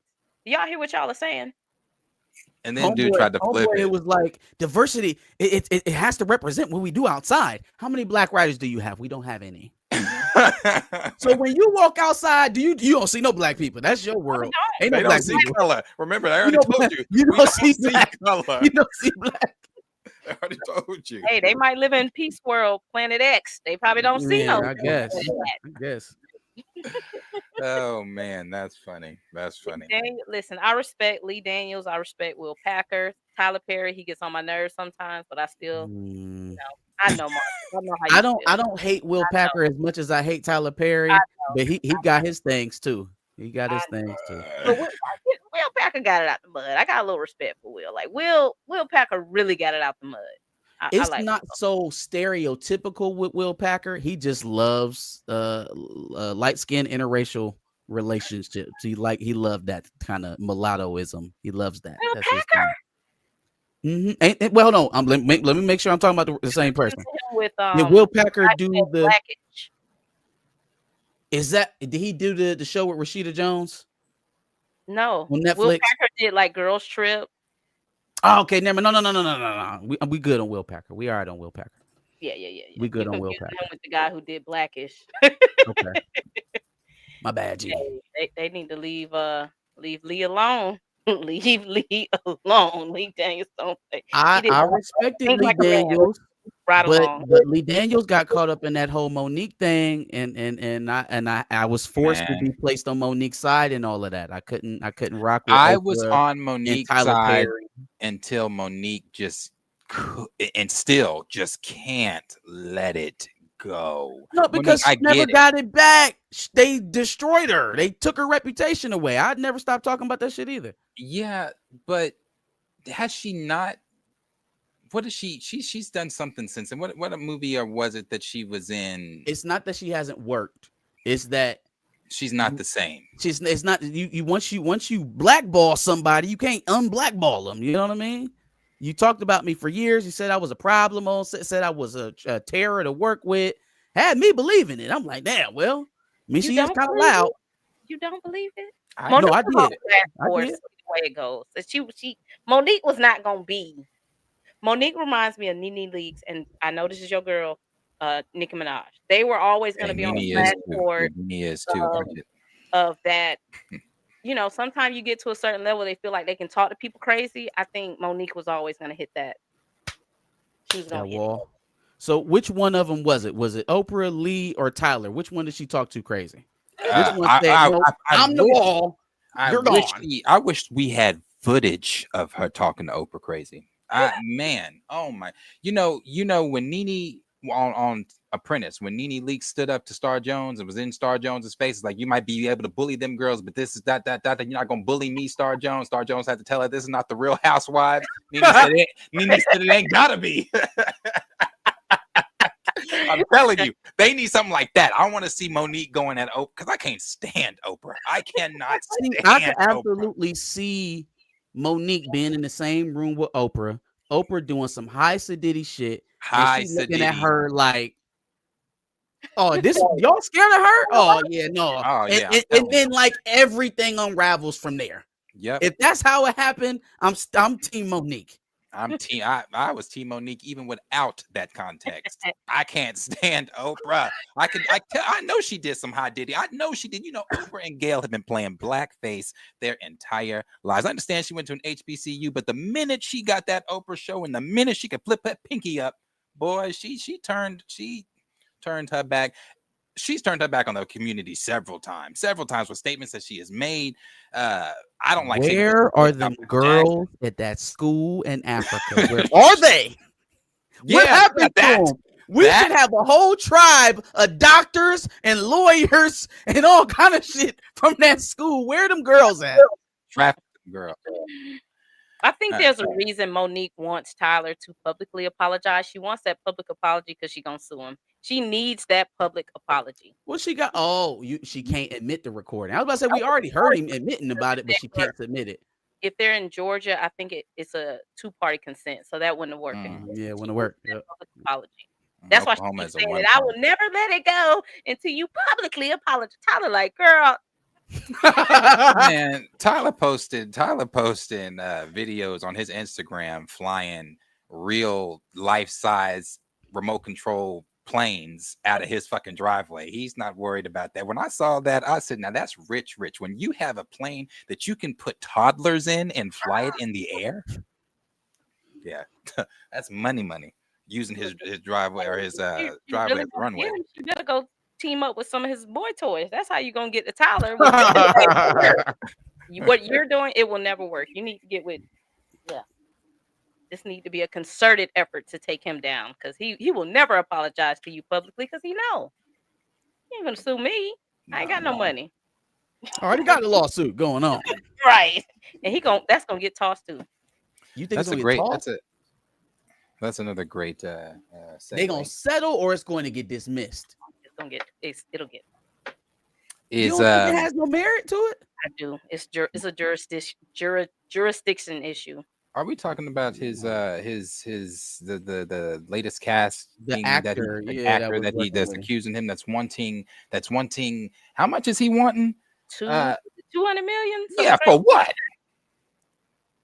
For what? He got we don't have enough. We don't have enough proof of that. And then when they asked him why does he want 200 million, he said because he wants to put it toward other victims. What did he say? It was some shit that didn't make sense. Well, now hold on now, Darius, because he not the first now. He ain't the first one to come calling. He's putting that toward a plane ticket to Cabo. Well, I ain't say he was telling the truth about where it was going. I was just saying it was some other folks out there. I think we'll see in a couple months it'll be gone. He messed up in his filing. Yep. It'll be gone. Speaking of lawsuits, the Michael film has been moved to one parts because of a certain lawsuit that Michael was caught up in during his life, and that was that, of course, that we all know the lawsuit. But in that lawsuit, I guess it was in the settlement, it was told that the family did not want, if there were any adaptations ever made of Michael's life, that they were supposed to stay out of it. They weren't no mentions, no nothing. Well, Antoine Fuqua goes and makes this great film, I guess, and then presents it to who is it, Lionsgate, and they look at it, they agree, and then I guess the estate, didn't tell them, hey, you can't put that in there, and they did, and that's like 45 to an hour of the film that they've now had to cut, and now the film is down to one part instead of two parts, and we will see exactly what happens with this film. But we had an article come out from Puck News that said the MJ movie is ready for its close-up. Sorry, this is small text. Let me zoom in on that. It says the MJ movie is ready for its close-up. Go out a bit. At this point, the highest stakes film for the next year may be Michael, the Michael Jackson biopic that, due to all the rights issues with the former child, I'm not saying that, had to be totally reconceived by director Antoine Fuqua. They called him that in this article? Oh, they did. When was he ever convicted of that? He wasn't. What do we talk? How can you call him that? They said accuser at the end of it. Oh, accuser. Got you. I thought they were addressing Michael when they said. Oh, no. And writer John Logan, additional photography has now wrapped, and the film ends after Jackson's triumphant rise to fame in the 80s. So all of the footage of MJ's later king of the pop and scandal prequel years, plagued years, including 2 weeks of shooting at Neverland Ranch, now owned by Ron Burkle, is unusable. Producers Graham King plans to make the second Michael movie that would include all of that stuff, plus a significant amount of additional yet to be shot footage with stars Jafar Jackson, Coleman Domingo, and Miles Teller. But that will now depend on, yes, you guessed it, how the film is received by the audience next April. If it hits, or if at all signs are pointing that direction, the green light for part 2 is inevitable, and if not, producers eat all that used footage. Remember, the Jackson estate is paying for costs associated with the production debacle. Lionsgate and Universal, which have international rights to the film, will attach the Michael film to the Wicked for Good trailer or film in November. Yeah. No, go ahead. Go ahead. It's just I hope they just from what we've heard, the footage the stuff is great from what we've heard. The stuff with Jafar is great. Jafar really does his thing. You know, the stuff we've heard with Coleman Domingo, the stuff we've heard with Nia Long and everybody else is great. They look the parts for sure. I just really hope that they really haven't botched this so bad that, and how the fuck do you forget as the estate to not tell them, hey, you can't put this in there. You know, if I'm Antonio Falco and I go and make this brilliant film that I presented to them, and now I'm like, oh well, shit, you got to go back and take an hour out. Well, first of all, we know who's controlling the estate at this point, and it's not the Jackson family, right? So that's where the disconnect is that the Jackson family is over here, probably with Antoine Fuqua, the estate in fucking what's Apple and Blanket or whatever them kids' name is. It's not Blanket anymore. they over there doing something completely different. Now, the fact that they had to Apple come from? I don't know what them kids' name is, but as long this is the two things I want them to show in the movie, and I don't think that this case, the one that they had this old phony baloney ass agreement with, why should your civil agreement supersede a FBI investigation? If the FBI couldn't find a shred of evidence, why I guess civil proceedings versus criminal, I understand, but come on, man. Like, anyways, the two things I would like to see them address and acknowledge in this film is, number one, what you just said, that man was investigated by the FBI and found to have none of the things that these children led by their parents accused Michael from for years, right? I would like to see that. I would also like to see an acknowledgement about the quote unquote surviving children of Michael Jackson in their origin, because I don't think that's necessarily protected. and I would like us to be very clear about how that whole thing went, because I know they know. They have to know. They don't. Maybe they don't know. Well, okay, no. I mean the family, the kids. Maybe they've probably been lied to their entire life, but the family knows. Maybe they don't know. That makes the movie. Maybe they don't know. You believe those are the biological children of Michael Jackson? No, I'm saying maybe Michael never told the family, like, what the situation was. Yeah. I mean, he had to have a friend. So you don't just take over the guardianship of somebody's random white babies and not tell anybody why. That mama knows somebody. The mama knows. The mama knows. Yeah, somebody knows something. Damn it. I haven't seen the mama in forever, but she got her nice little settlement living over in England. I don't have nothing to say about Michael. Close the door. Yeah, I really hope that they can. I hope they pull this together. Now we're talking about a second film and at a later date instead of, I think, what were they going to do it months apart or a year apart or something like that? How they were going to do them originally, but. Yeah, I mean, we'll see. We saw Paris's comments that she made a few weeks ago. When they're taking over their father's legacy away from his family, I would say it matters quite a bit. It mattered quite a bit to them. And I'll also say too, I don't know where that currently is. I'm not going to pretend that I was paying attention to it that hard, but I did see that, where Blanket was suing his grandmother. Yeah, that's crazy. Yeah. So, I mean, I don't know. I don't know. But then you got Paris's comments from a couple weeks ago about Coleman Domingo when he said that she had been on set and had critiqued the script and things like that. Yeah, well, she came out and said no, that's not true, and she said that the film is going to be what you call it, romanticized or something. Yeah, romanticized to appeal to a certain part of his fandom or something like that. So we'll see. I mean, I don't know.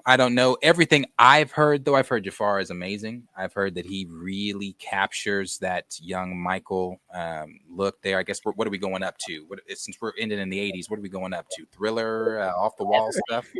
Yeah. Hey, you better talk that shit, Culture Made. Every Jackson I've never seen can hit a 2-step and a spin. Every single one. every single one. You ain't never fucking lied. I ain't never seen an untalented Jackson. Randy Jackson talented.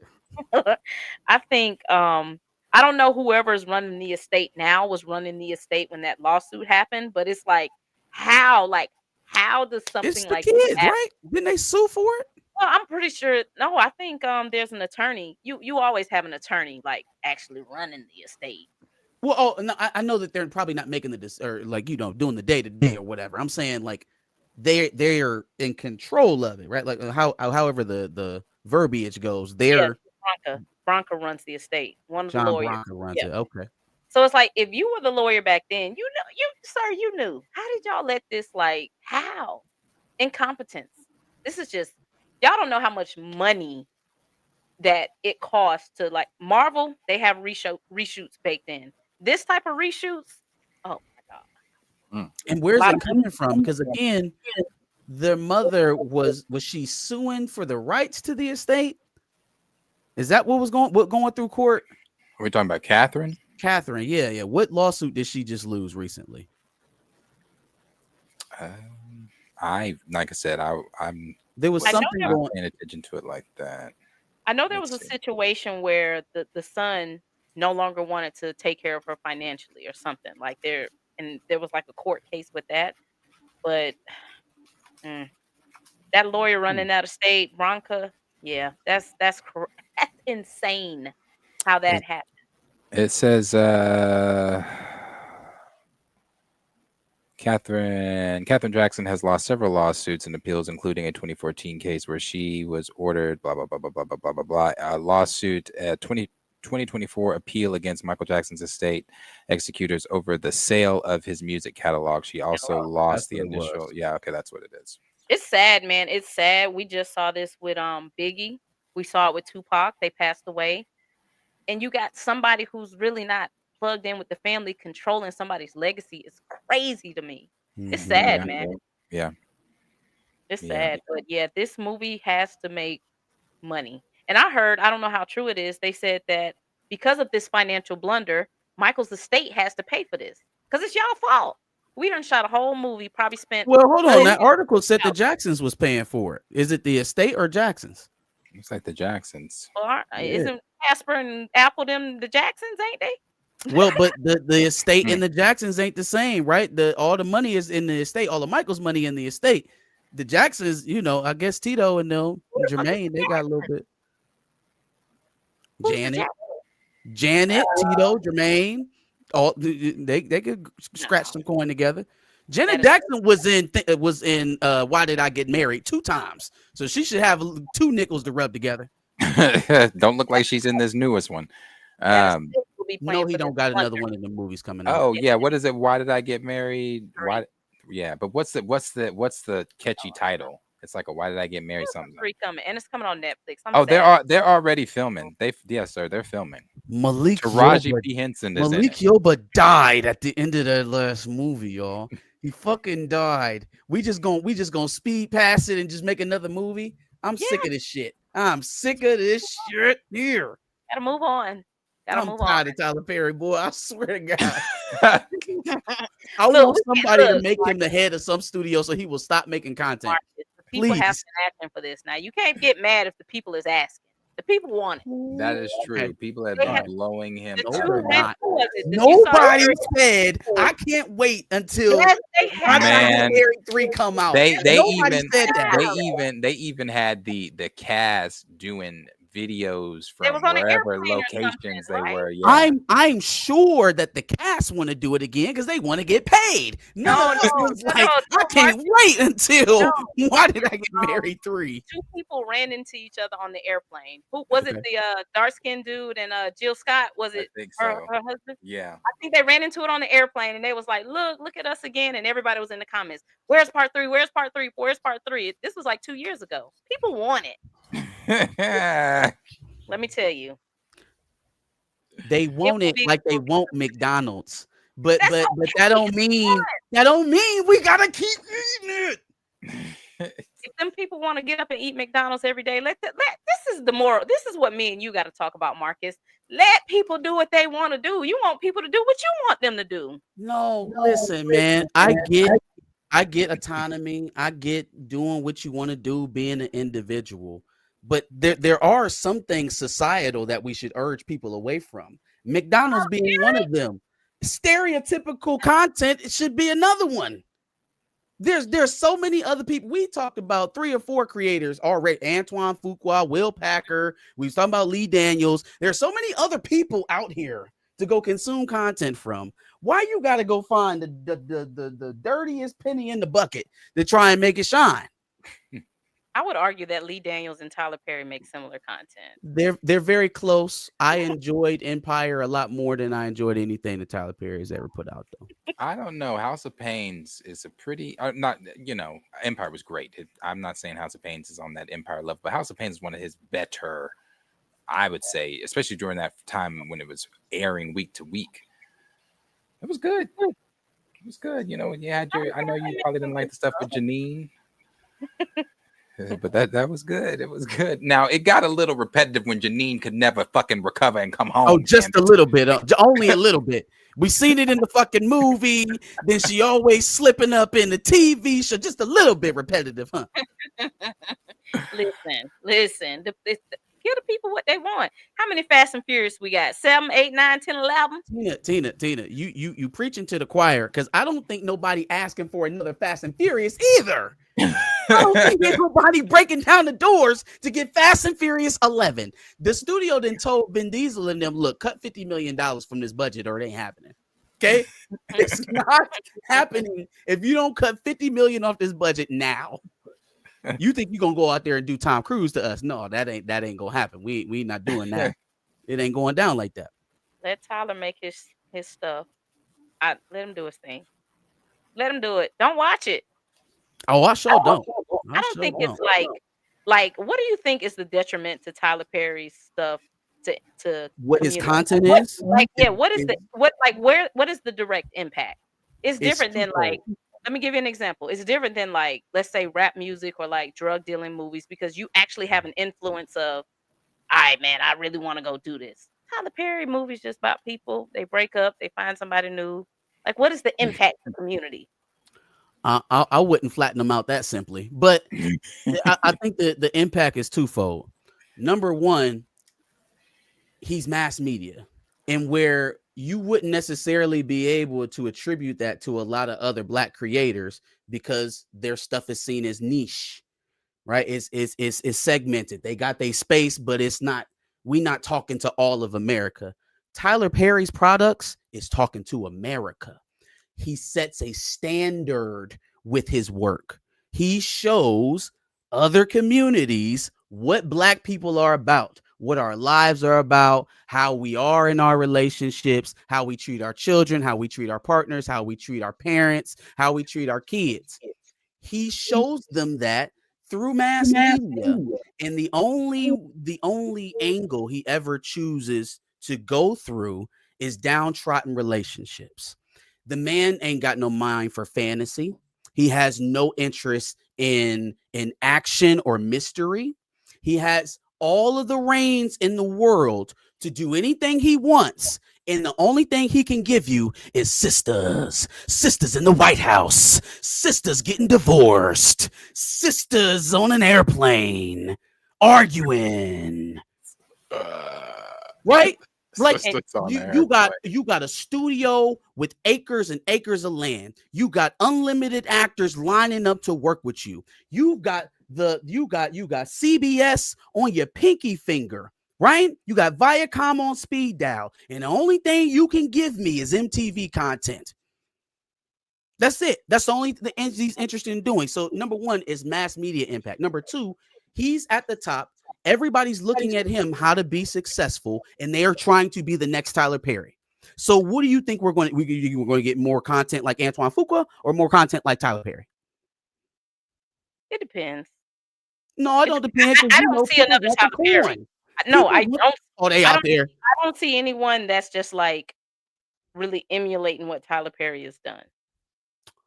Like that's like, that's escalating. Like to scale. Yeah. I would say there are plenty of people who, if they had the funds and the resources that Tyler Perry has at this point, would be sitting right next to him at somebody else's network doing the same thing. If they could find another Tyler Perry to push that type of content out like that, ABC would be calling tomorrow. Fox would be calling tomorrow. We want that too, but we want you to show it in a way that's easy for us to sell it. They're not selling black empowerment. They're not selling black superheroes. They're not selling black fantasy. They selling black mess. And that's what he likes to do. People consume it. People are going to consume what they want. I would argue if Tyler Perry puts out a movie now and Darius puts out a movie about black empowerment and they're both on the front of Netflix, it's up to the consumer to pick on what they want to see. True. That's a fact. But if Tyler Perry is in the Netflix catalogs and he's all over space movie, you think people gonna click on the Tyler Perry space movie? I'm saying if you put out 20 movies a year, put Sisters on Mars in space. Yeah, they're gonna be like Tyler, we didn't sign up for this. We just want what you've been giving us. I think it's very telling that with all the opportunity he's had, that he's chosen to stay in the realm that he's in. Right. And you can cover that up by saying, all right, well, you give the people what they want. And that's fine. But Steven Spielberg not going to die making E.T. movies. OK, James Cameron is not only going to be known for Avatar. And so if we start putting Tyler Perry in the reverence of those type of directors, or not even that's shooting too high. But even, different guys that we look for entertainment, like, is there any diversity in the way that you well, we know there's not because he don't let nobody else write. That's a fatal flaw. It can't be no diversity in storytelling because he's the only one writing. That's just kind of where I'm at with it. He's unimaginative. It's not very creative. It's a hungry man dinner on TV.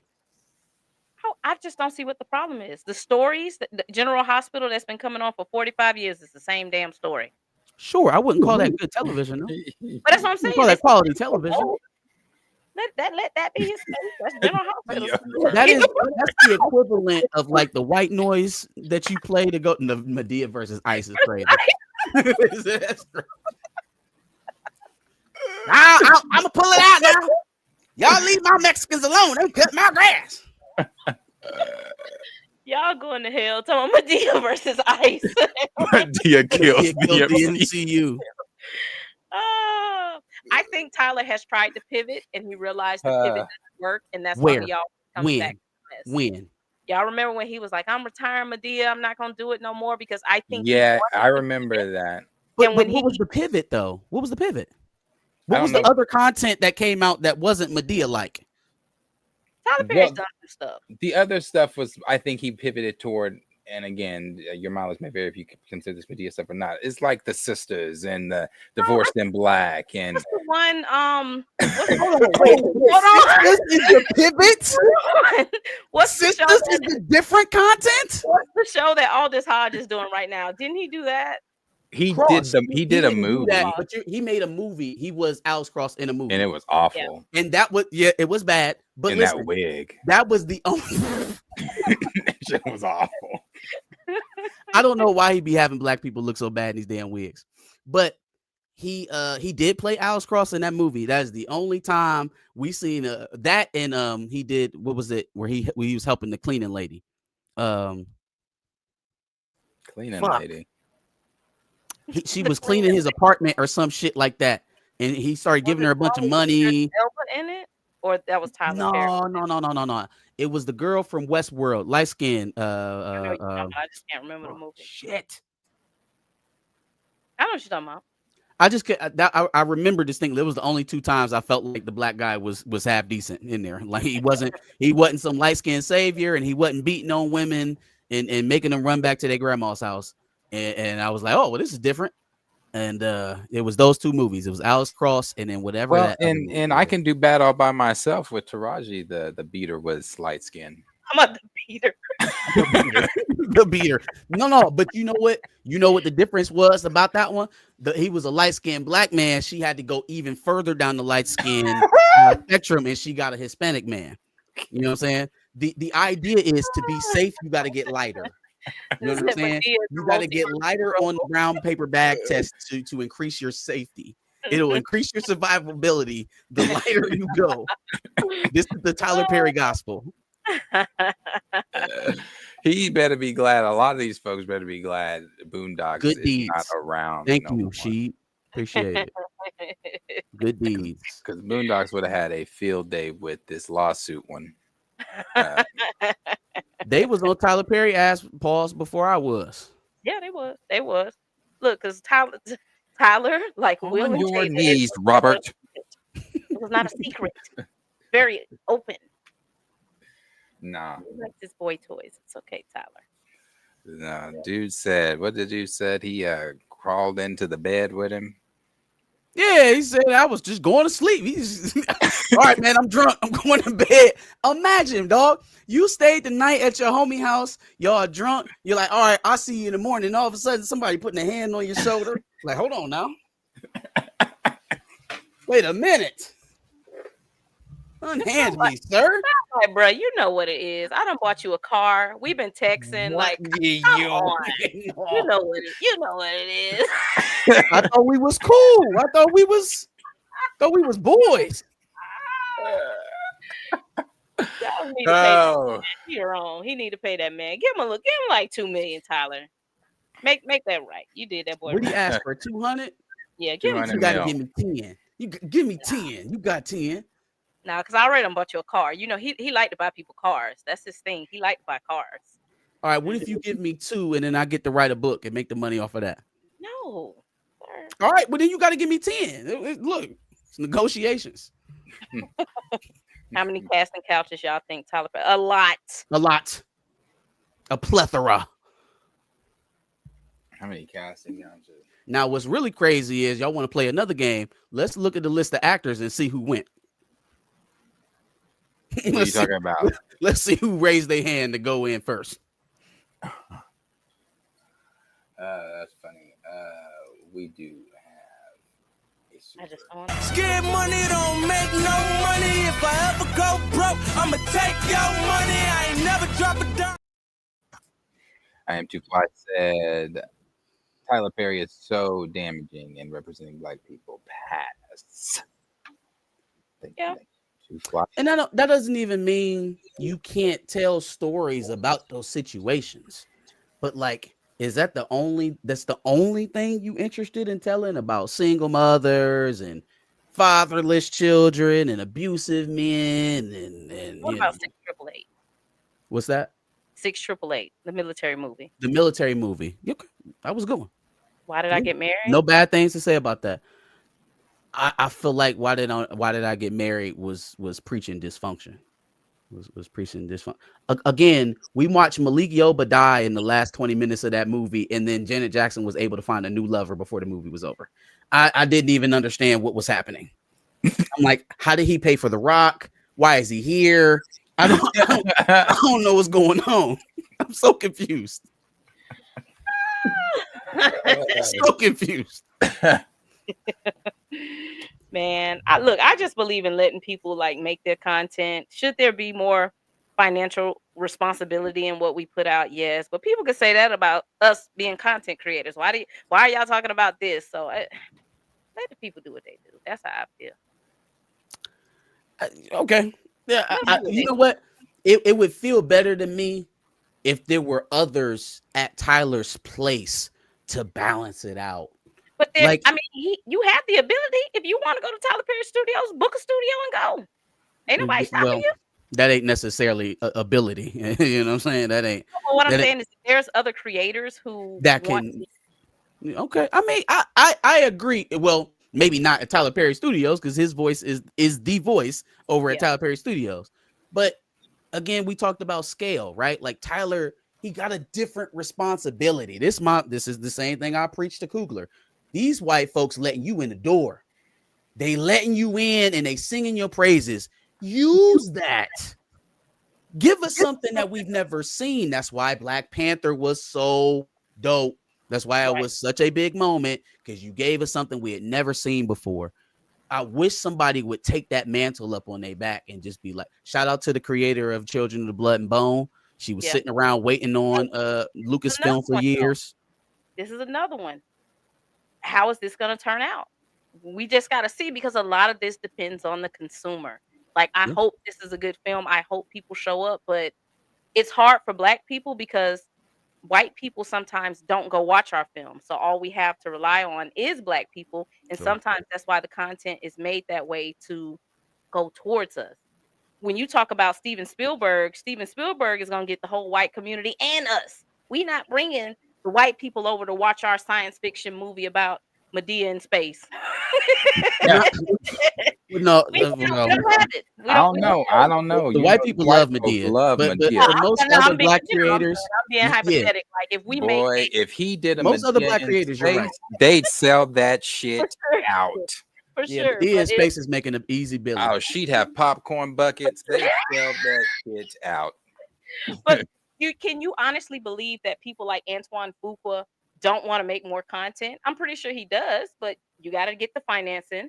He can't just wake up and do it himself. I mean, he could, but how far is it going to go? Tubi? We still ain't going to watch it. It's tough, man. I get it, though. It's tough. They will close their financing out. They'll just be like, no, we just, because here are the statistics. We see that Black people watch this and this.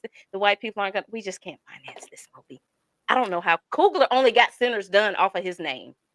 It's also, it's just dishonest, though, because you can't show me the litany of data of Black-led productions in other genres failing, right? Usually, the more concrete data you would show somebody is a list of failures, right? Not a list of wins for something completely different that I'm not trying to provide. Right.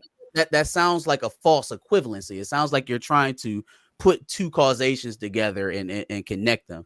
So I guess we just looking towards the younger generation, because I feel like this generation kind of set into what they do.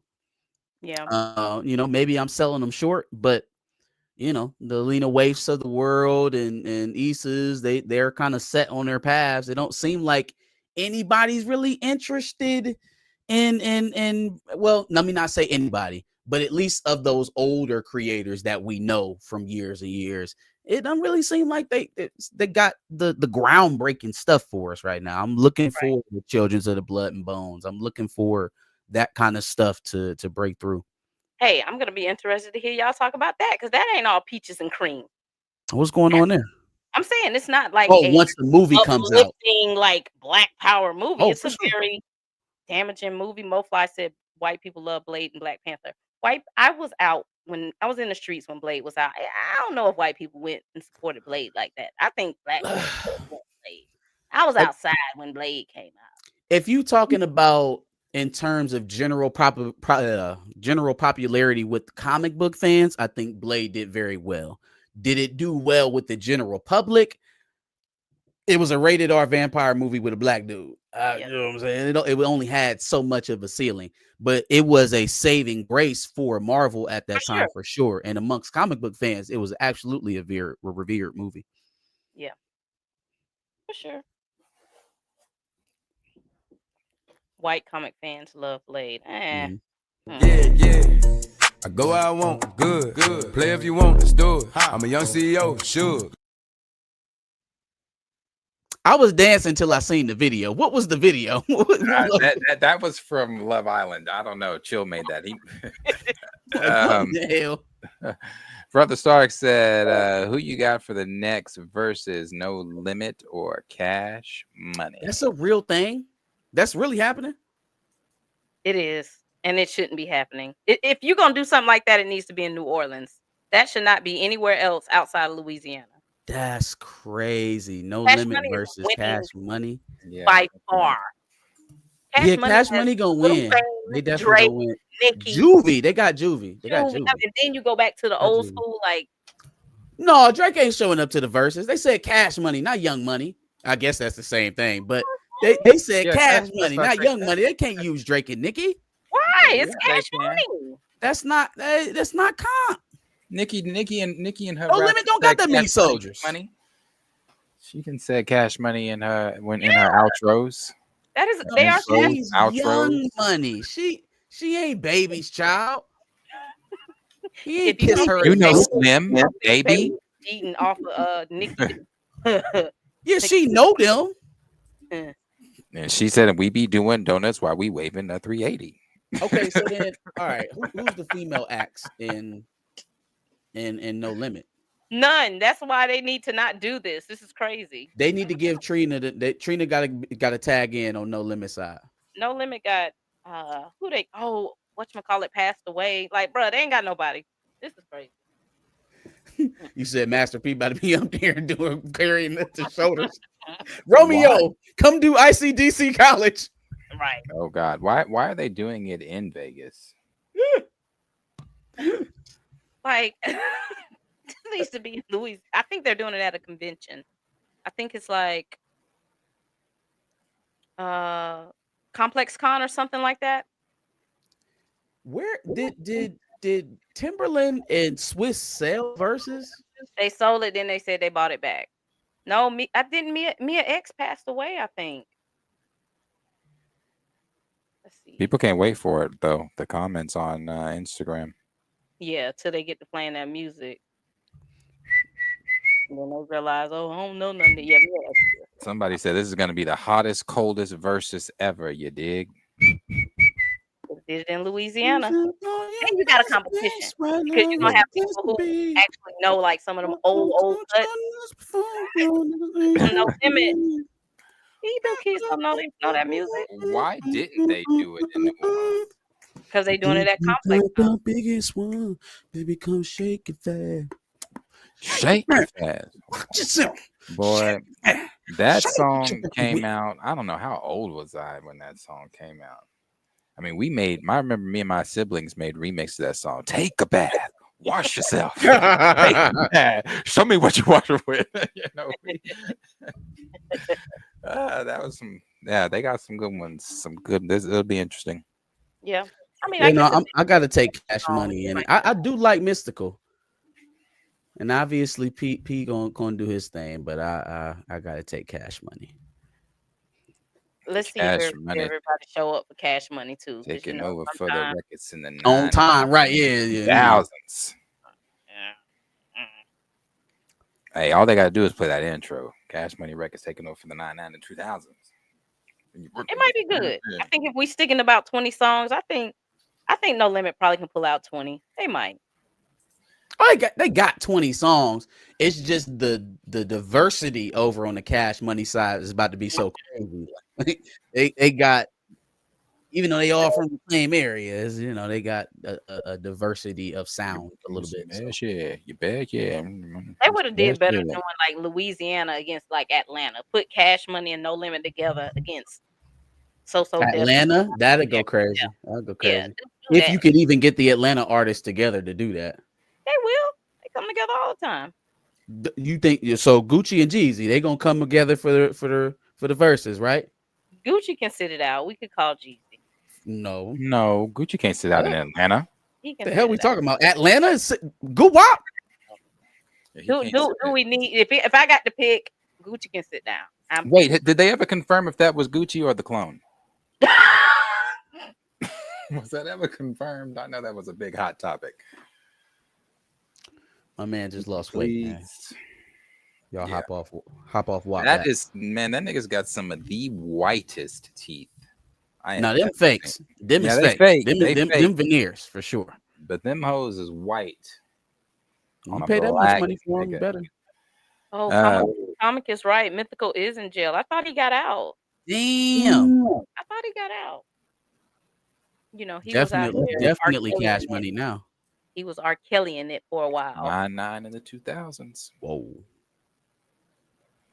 9-9. Well, Diddy's in there now, so we'll be in there. The last thing that we do have is just the crazy AI shit that's been going on. Robin Williams' daughter, Martin Luther King's daughter have both spoken up. You've even had Keanu Reeves, I think he was asked on Good Morning America. He even said it's weird and he doesn't like it. There have been other celebrities that have said they don't want to be made into any type of AI or be used for anything like that. The Michael Jackson ones are the ones that I saw that got sent to me a while back. Let me see. Tupac, I've seen some crazy ones. Yeah, it's the ones with Mike and Tupac. Hold on, where is it? Where the hell is that? Here it is. Here we go. All right. Let's do this one with Mike and Kobe. Mike and Kobe is crazy. Yeah, it is crazy. Here it is. Take a look. Rewind it. What's up, everybody? It's Mike, and tonight we're giving you the smoothest vibe in the game. This is our brand new Smooth Berry Thrillers in. And I'm bringing the heat with Mamba Mint. Cool, clean, and clutch. Just like we like it. Only while we're live, so hit that. Look, I'm just saying, more people showed up to mine. There were helicopters, the streets were blocked off. It was a whole world event. That's not shade, that's facts. Yours was cool, very intimate, very purple. But you know that. So, now that we're back from the dead, who should we go spook? Diddy! Hi, this is Michael Jackson. I need to report a crime. Sir, what kind of crime are we talking about? A smooth criminal. Where is the suspect now? Right here. It was me. I'm sorry. I Stay turned on the myself line in. for a moment. Hey, it's me. Out here in the woods, and look who I ran into. This is the most beautiful creature. Oh my gosh. Okay. He's leaving. I'm all right. Whew. You ever notice how a banana's like a phone from nature? Hello? Yeah, it's for you. Potassium's calling. Watch this. No, look. 3-point pill. Swish. I'm dangerous in the kitchen, baby. Like slow, but the slow speed right. I slide on the beat like a comet in flight. Smooth step, keep the rhythm on tight. I'm a spark in the dark of the night. Microphone glove, let the diamond gleam. Heartbeat boom like a drum machine. I like some fries with that. Oh yeah. Golden on the side. Love 'em hot, love 'em fast. You got it, sir. Anything else for you today? That's all. Thank you. Yeah, it's strange.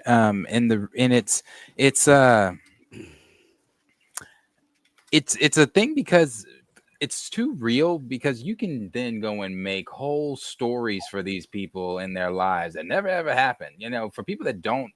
I saw somebody shared a video, one of these videos of Mike, and somebody commented, "When did this happen?" And I'm like, brother, that's not real.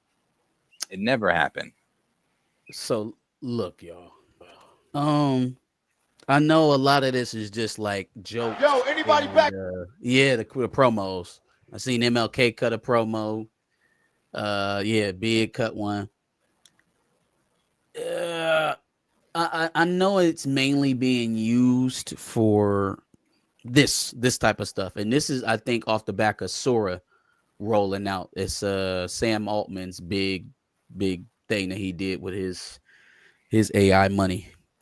Say Habana. But what I don't think people are realizing is very, very, very soon, very, very, very soon, even just the shit that you're watching right now, like scrollable content on TikTok or Twitter, is going to start causing some of your loved ones to be unhealthy. It's going to cause your energy bills to go through the roof. That's already happening. It's already happening in places. They're legislating automatic tariffs on the consumers of energy providers now to make up for the extra energy they need to pull to manage these data centers so that we can get shit like this. It takes so much data power for you to be able to use Sora to create this shit. And I mean, literally, they're drying up wells. They're loud. They're extremely expensive to build, and then they raise up the energy bills of the people who live around these things. And as long as this shit gets more popular and the use of it gets more popular, because there really isn't anything else innovation wise coming from AI right now other than replacing entry level jobs and this type of stuff and deep faking people. That's where the money is. So the more that gets popularized, the more shit starts changing in your area. You will see it start to affect you and your immediate life, and it'll happen out of nowhere. All of a sudden, they'll be building some loud factory, basically 2 miles from your house, and your energy bill's going through the roof. Like this AI stuff, and that's not even to talk about the personal effect that maybe happen on people. Like this a monument to me, dog. Like Kobe Bean Bryant is the reason why I never quit a sport in my life. Probably the reason why I finished school. Kobe Bryant is an inspiration to me, man, and it feels it's just gonna have to be crooked. It feels disrespectful. Mm-hmm. It feels presumptive to be able to use this man's likeness like this, right? To make jokes. I couldn't imagine what his kids are looking at, seeing this shit on the internet. His wife got to deal with looking at this shit on the internet. I know y'all gonna talk about Robin Williams' daughter and her statement that she put out in a minute, but long story short, she just said it's disturbing. Yeah, no, it's she said. She actually said you're taking in the human centipede of American media and you're taking it in at the tailpipe. It was one of the closing statements, but I have a problem with all of this, man, because there is a big AI financial bubble right now in the United States. Half of the market gain, 50%, around 50% of the market gain that we got this year. So America's future, what people are investing in, what people think that we are going to be as a country going forward, is wrapped up in AI. Is wrapped up in AI innovation. So what we're really looking at is a bang or bust kind of situation with our economy. We already in a recession, headed towards a depression.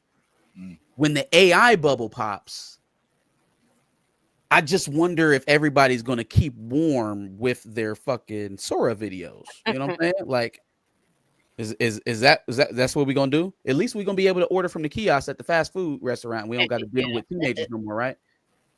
Like we need to wake up, because the Peter Thiels, the Sam Altmans, the Mark Zuckerbergs, them guys have a whole nother idea of what the future is going to be.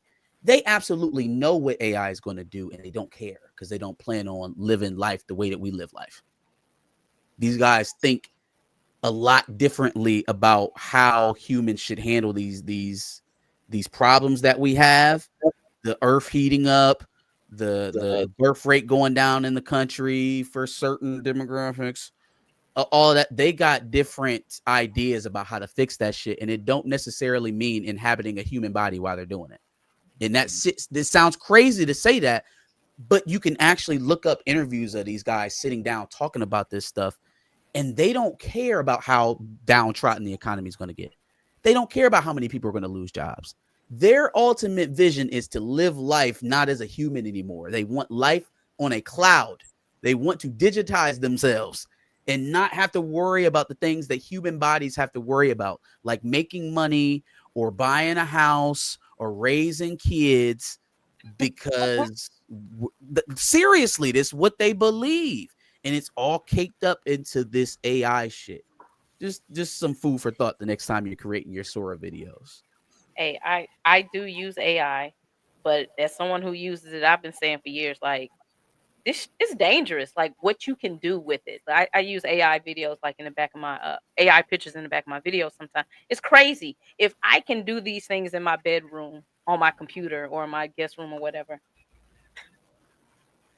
Hey, Lawrence, you can't possibly think that what we're looking at now is what they had in the 50s. You don't think that. Like I don't believe you actually believe that. You can't think that the things that are being powered by Amazon factories essentially is the same thing that they had in the 1950s. I don't believe you believe that. Too smart for that. It's a tool and a replacement, Lawrence. Like, we just got to keep it real. It's anytime there's innovation, there's going to be some sort of replacement. It's a replacement for people. It's not a replacement for skill. They are not giving AI to entry-level workers to increase their productivity. That is a replacement of a skill. They are putting AI in place to do away with the positions altogether. That's a human replacement, not a skill replacement. Yeah. It's like iRobot. One day they'll have visions. One day they'll have dreams. And I remember before Elon got like really close, bent in with Trump. I mean, he was campaigning, and he was just saying, listen, AI is the future. And at some point, 30-40% of jobs are going to disappear, and people are going to have to be on universal basic income. That's what he's been saying. I've been believing it. That's where we're going, because at some point, you're going to wake up one day and you don't have consumers to buy the things that you want to sell because we ain't got no jobs no more. It's crazy. That's another thing. Consumer spending. Now, what percentage of consumer spending do you think is normal folks? People buying groceries, gas, and school supplies, and Christmas gifts. Normal everyday folks. How much of that of the total spending in America do you think that comes into about? Oh, a great deal. A great deal. What if I told you it's heading to around and even south of 50%? What if I told you that the other 50% of spending, luxury spending by the top 10% of earners in America? So vacations and cars and jewelry and resorts and airline travel, that kind of stuff, is the other 50% of the economy. Now, we just talked about an AI bubble, right? When it pops, the market's failing is stuff that affects rich people. See, recessions and stuff like that, they can pay their way out of that. They can pay the higher prices. They can handle the inflation. What they can't do is an entire industry going under, losing their 401ks, losing their investments, stuff like that. They can't afford that. When that happens, and now all of us that were already broke or even worse off, and the 10% that was holding up half of the spending in the country can no longer do so, because who the hell is taking a fucking vacation in the middle of the goddamn Great Depression? Where the fuck do y'all think we're going to be at? But hey, man, I'm glad we got the AI tools to take phone calls at the call center. Did we really gain that much because Waymo exists and the cars can drive themselves? Did we gain that much? Honestly, like, are we getting? I've seen people try to compare this to like when they introduced the automobile and we went away from horses, right?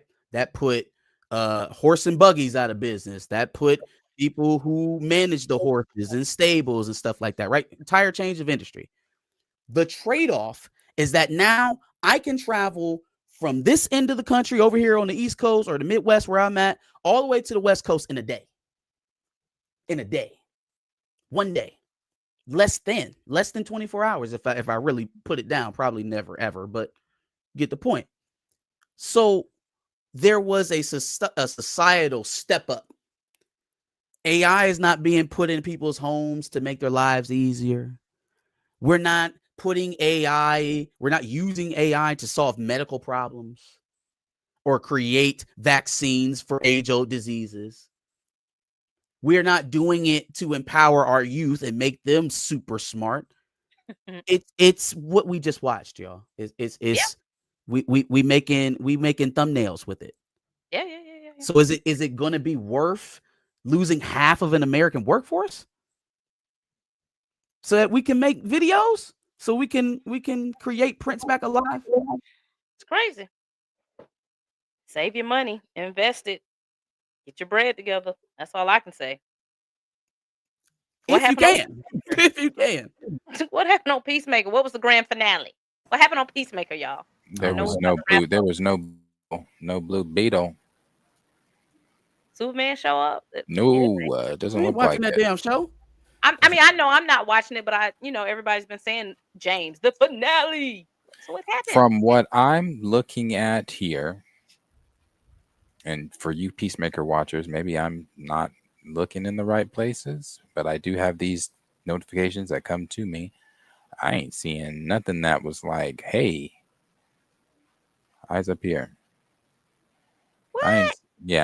I'm not seeing it. Listen, Yeah, that show hasn't charted on Nelson since it started.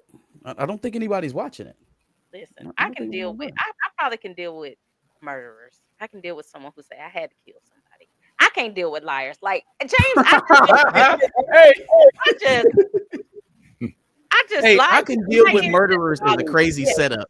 Yeah, because a murderer gonna say, "Hey man, I had to do what I had to do." A liar gonna look you in the face and say, "Murder who?" Yeah, no, I don't see it. James Gunn said these last 3 episodes are gonna be the biggest thing ever. You gotta watch these last 3, and Nada. So apparently the guy that got fired from writing Brave and Bold is still writing Brave and Bold. talking about the director, Andy Muschietti. Muschietti. I don't think he got fired. They just said everything was kind of up in flux, and he moved on to another project. And now he back. Yeah, apparently he's still writing, and then we not getting Matt Reeves Batman until 2027 now. Yeah. And so that means we're not gonna get a DCU Batman until 2028 at its earliest. See, I sounded the alarm on this, I think, when me and Chill talked about this on Monday, and everybody thought I was blowing things out of proportion. I was like, oh, okay. Maybe everybody wanting Batman in 2028. I mean, we don't have Wonder Woman, so maybe he's slow walking it. But time. in the meantime, though, Forbes article just came out today saying the thing I've been shouting at the top of my lungs with these folks and chat since we was having these prediction wars about Superman, that this film ain't make no damn money. I mean, nobody believed me. I tell y'all It ain't made no damn money, and they had to wait all until a financial magazine had to tell them, "Nah, theatrically this ain't make no money." But maybe they made some money on streaming. Like y'all needed Forbes to tell you all that. I told people when I told y'all the real budget to that movie was $325. You can't. It's a tax form. It's a tax form. Now AI done got real good, but I don't know if we can fake government documents now. And then if it was fake, then we should be able to get the real one, right? Because that's simple. I can show you right now. Oh, you're dumb. Here's the actual one. That was a fake one. That's easy enough to do, right? Normally. James Gunn said that's not true. James Gunn. Everybody on Twitter is saying anticlimactic, not great. Somebody said, "What was that?" This is why you need to just be quiet sometimes. Shut up. You know what? I'm sick of pretending like I've been saying it. I don't know why James talks as much as he does. I don't understand it. I can't wrap my brain around it. People in the chat will tell me, "Well, it's because Peter Safran is in place," and I'm like, I don't give a damn. He talks so much. He talks himself into holes. He talks himself, puts his back against walls. Like, it's just, I don't know. You hyped up Pete, and I am so glad that I talked myself out of watching season 2, because I was going to watch season 2 based off of what he said, because I didn't watch season 1. I don't give a damn about Peacemaker, but based off of what he said, I was going to watch Peacemaker season 2. I'm so glad I didn't, because all the episodes that he told us to pay attention to, I only paid attention to the stuff that was clipped on Twitter. None of that shit. If I'd have sat through a whole 30 to 40 minutes to get to that, I'd have been pissed. It would have been better if he just would not have said anything. Well, I not say anything, but just let the show be what itself. But when you hype something up, hey, these are the best 3 episodes ever. Yeah, crazy. We're having all these big surprises. And I don't watch Peacemaker. James ain't my type of guy, but I thought we was gonna get something I could do a little video on. No Superman. Yeah, so, I was thinking blue, like everybody, the scoopers were like Blue Beetle. James said nobody. So while we're waiting Oh, and apparently the authority is still happening because that's they wanted that. But while we're sitting over here waiting on our new DCU Batman, we gonna see Supergirl, which shout out to old girl from House of the Dragons. But if Superman ain't make no money, Lobo be damned. I don't think that one gonna make no money. Then you got Clayface coming up, right? And that's another Reeves thing. So even if that does hit, it's like another sign that you probably shouldn't be in charge, and Reeves should be. And then what's the next? What's going to be the next major? Are we going to have another Lanterns? But that's a TV show, though. It's a TV show. There's no other movie before or after, or even next. Not till Batman. 2028, Brave and Bold. Oh my God! By Andy Muschietti. Meanwhile, you gonna let Reeves cook in his universe off the back of obviously Batman 1 and Penguin. So then if people fuck with Clayface, and then they fuck with the Batman, which will be out before your Batman, dog, you working your way out of a job. Like seriously, you working your mouth too much. You need to get in the studio and be a head of a studio. Get the movies out. I've been saying it's Let me tell you something. Superman ain't make no money, like you said. Supergirl may not make. I think Clayface might make a little money. If Clayface is good, you ain't got that big of a hill to climb. He gonna be in trouble if someone buys that studio out and they just look at how much money we spending on DC and ain't no money coming in. He better figure something out quick. Dog, the fact that you started this thing with Superman and it didn't make money is a problem. It's a problem. That's an issue. That's especially because you put so much into it. You put $300 million into it, into the budget. You put $300 million into the budget. Been like 150, James, 125. Like if you was looking for this type of return, shave that thing way down, way down. I didn't really crash out. I just said I think it's entirely too late to be. Well, I won't say it's too late to ever do Batman, but in 2028 in your DC universe, that's a long time. That's a long time for a project that was announced 4 years ago. You asking a lot, especially from an audience that's already kind of meh on what you giving them right now. Like we already in the middle with which you posted today. And it's not looking too good, bro. It's not. I mean, it just kind of sucks because you do have this other Superman movie coming out, and I'm pretty sure he's gonna ask for a fairly sizable budget. He wants Aaron Pierre and all these other people in it. I mean, he's really putting himself in a tight spot. Tight. Well, and I think it would make more sense if he was highlighting bigger characters. It feels weird because we sitting over here talking about Supergirl and Clayface. Fam, what? You have literal gods at your fingertips, and you're talking Sergeant Rock.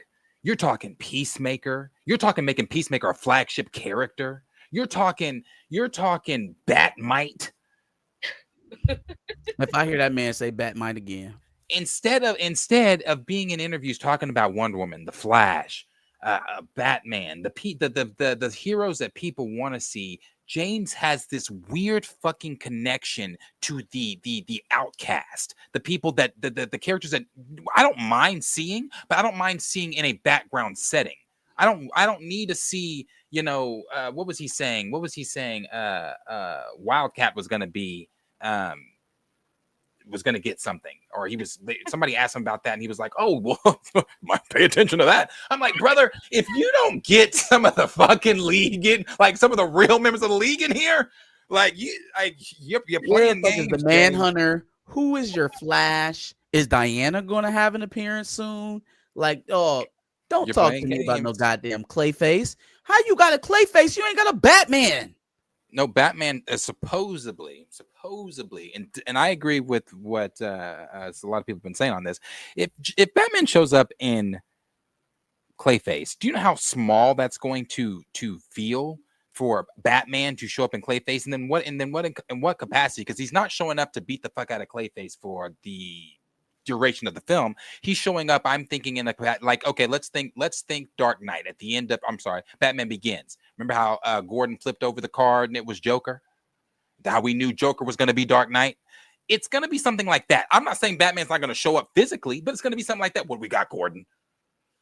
Oh, well, credits. Or like seeing the cape flap or something like that. Or maybe what they did at the end of Penguin. They just had his signal up in the sky. And I have said ever since he decided to turn Clayface over to the DCU, if you do that and you are saying, oh, well, because see, I hate that. Like, if this was 2008, you know, where he coming in, if flying mutants and all this wasn't enough, you know, that got us excited. Oh, he's mentioning seeing the bat signal is not gonna. I know he exists in this universe because Clayface is here, so I don't need you to show me the bat signal to signify, hey, in the next 2 to 4 to 5 movies, he's gonna show up. Like, we're past that. We are past that, bro. You cannot. Hey. I don't think the audience cares about like those little Easter eggs anymore. This is what happened when people hype up mediocrity. The Guardians was cool. They cool. Like, are they great movies? They cool. They riding off of the MCU coattail. We have hyped. Look, I ain't gonna say we. Y'all have hyped that man up in his mediocrity, and he done elbowed his way into a job that he should not have. He should be a director. He should be a director. What's so crazy about what you just said is that everything that you just said, he tried to paint on another individual. And to this day, when that topic comes up, he tried to paint that as another individual who was in a spot that they didn't need to be. The Rock. Whenever he gets asked about that whole Henry Cavill situation, it's all, you know, that individual was, you know, trying to make a power move and trying to slide his way into a position and didn't really have the authority and didn't have the say. Like The Rock came and beat somebody's ass to get on the WB's lot or something and start shooting Black Adam. You know what I'm saying? Like, he slapped Walter Amado around and started shooting his movie or some shit. I don't even be understanding it. But he tries to make it seem like, yeah, he was just kind of here doing what he wanted to do, but he wasn't supposed to be doing it. Dog, that's you. That's you. You just in the house running amok, doing what you want to do, ain't got a bit of know-how. Ain't got a bit of know-how. And it's not that he can't make a good film, because I've seen a good James Gunn film. I never understood the idea of him running the entire studio. Where? Because you don't have nobody to tell him no. Somebody has to tell him, hey, this first Superman. But see, let the chat tell you that's Peter Safran. And I'm like, well, he's yet to say no. He ain't said it loud enough. Because every time I see Peter, the limited times I've seen Peter, it's the most recent time I've seen Peter was the talking about Superman. That's the first time I've seen this man since the announcement. First time I've seen this man since the announcement, doing like upfront camera stuff. Again, we brought this up when Corn, Sweat, and Brosnan were doing their you know, stick, their thing that like we're supposed to be in love. James is right there. Hey, I'm here too. Why are you there? So it's stuff like that. It's like I just tell him no. Yeah, nobody that you know, Kevin Hart said it the best. Nobody, he doesn't. You need a no man. Everybody needs a no man. And he doesn't have a no man. He not, because when he's saying stuff and people, when he's saying stuff in these meetings, people are like, oh yeah, that's great, James. That's great. Super shit. That'll be great. You be the monkey. You gotta think he is no different than Coogler, right? They brought him in coming off of a high. He made what, 700-800 million for Guardians of the Galaxy 3. So he's coming in with a lot of confidence. The executives, they just seeing dollar signs. Oh, he made this. Okay, yeah, we think he'll be a good guy for it. No, you got to have somebody to really be like, can we use him for a couple movies? But he don't need to run it. No, I agree. Because the things that he's doing, like, I would have been in the room when they said that Superman was going to be $300 million. I'd have been like, no, we cannot. That's what the budget probably was for Infinity War. No. Yeah, what does a Justice League movie look like if a Superman movie, the first Superman movie, cost you $325 million? What does a Justice League movie even look like? That budget? That is crazy. No. And the Culture Med said Coogler really got something to say at the end. Cool. But Coogler's kind of, you know, he's coming off of every movie that I've made have been fiscally successful. Does that mean he's ready to take over a whole, run a whole studio? A whole studio, right? Yeah, off of Sinners. I mean, it's you can take the studio part out of it. Coogler wasn't ready when they were trying to ship him with Secret Wars. Yeah, he said, "Hey." So or X-Men. No, hey, I don't want that. Hey.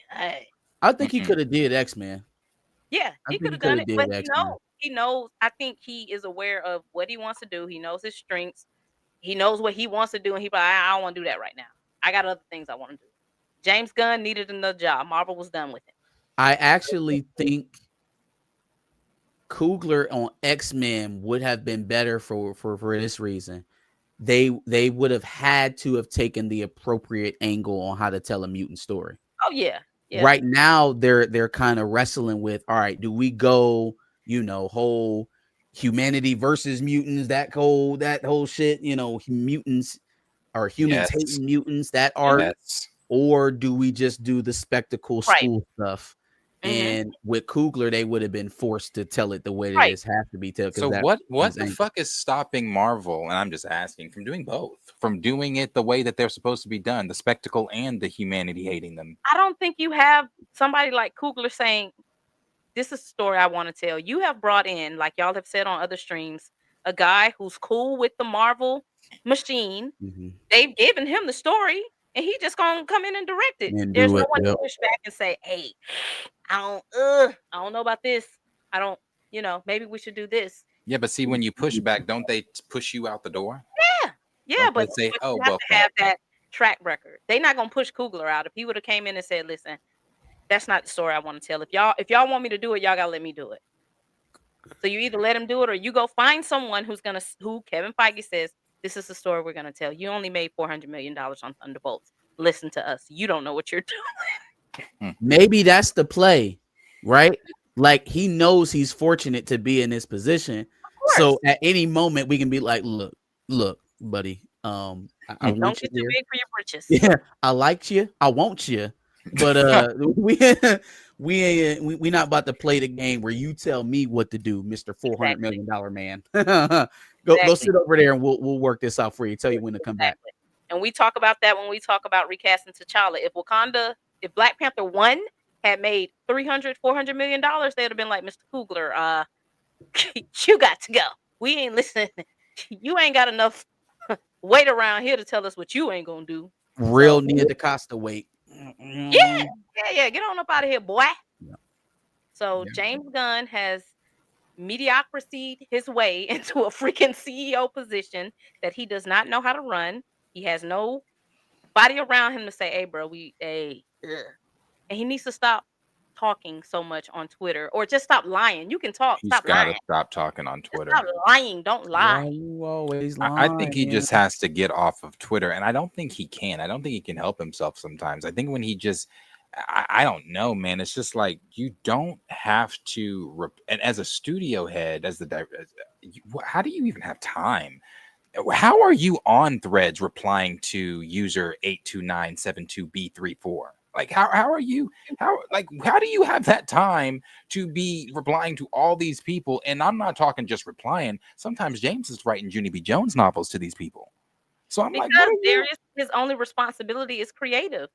That's it. He doesn't have to really sit down and look at, hey, look at the numbers. Hey, look at the demographics here. They have just let him be a creative, so he can be writing his little script, pull his phone up. What did you say? This is going to be the best Superman movie ever. I don't think I've ever heard Amy Pascal speak. The last time I heard Kathleen, or the first time I heard Kathleen Kennedy speak, was on that stage where they was introducing Spielberg and John Williams, and she thought that she was about to get a standing ovation, and they really gave it to John Williams, and her husband was hugging her and pulled her off the stage. That was the first time I heard her voice. Okay, those are the studio heads of Sony and Lucasfilm.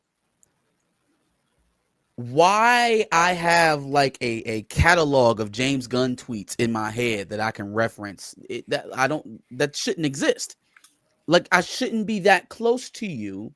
Maybe an actor, maybe a pure director, just themselves. Cool. You can be as visible as you want to be. The guy at the head of it all should be up. That's exactly where he should be, at the head of it all.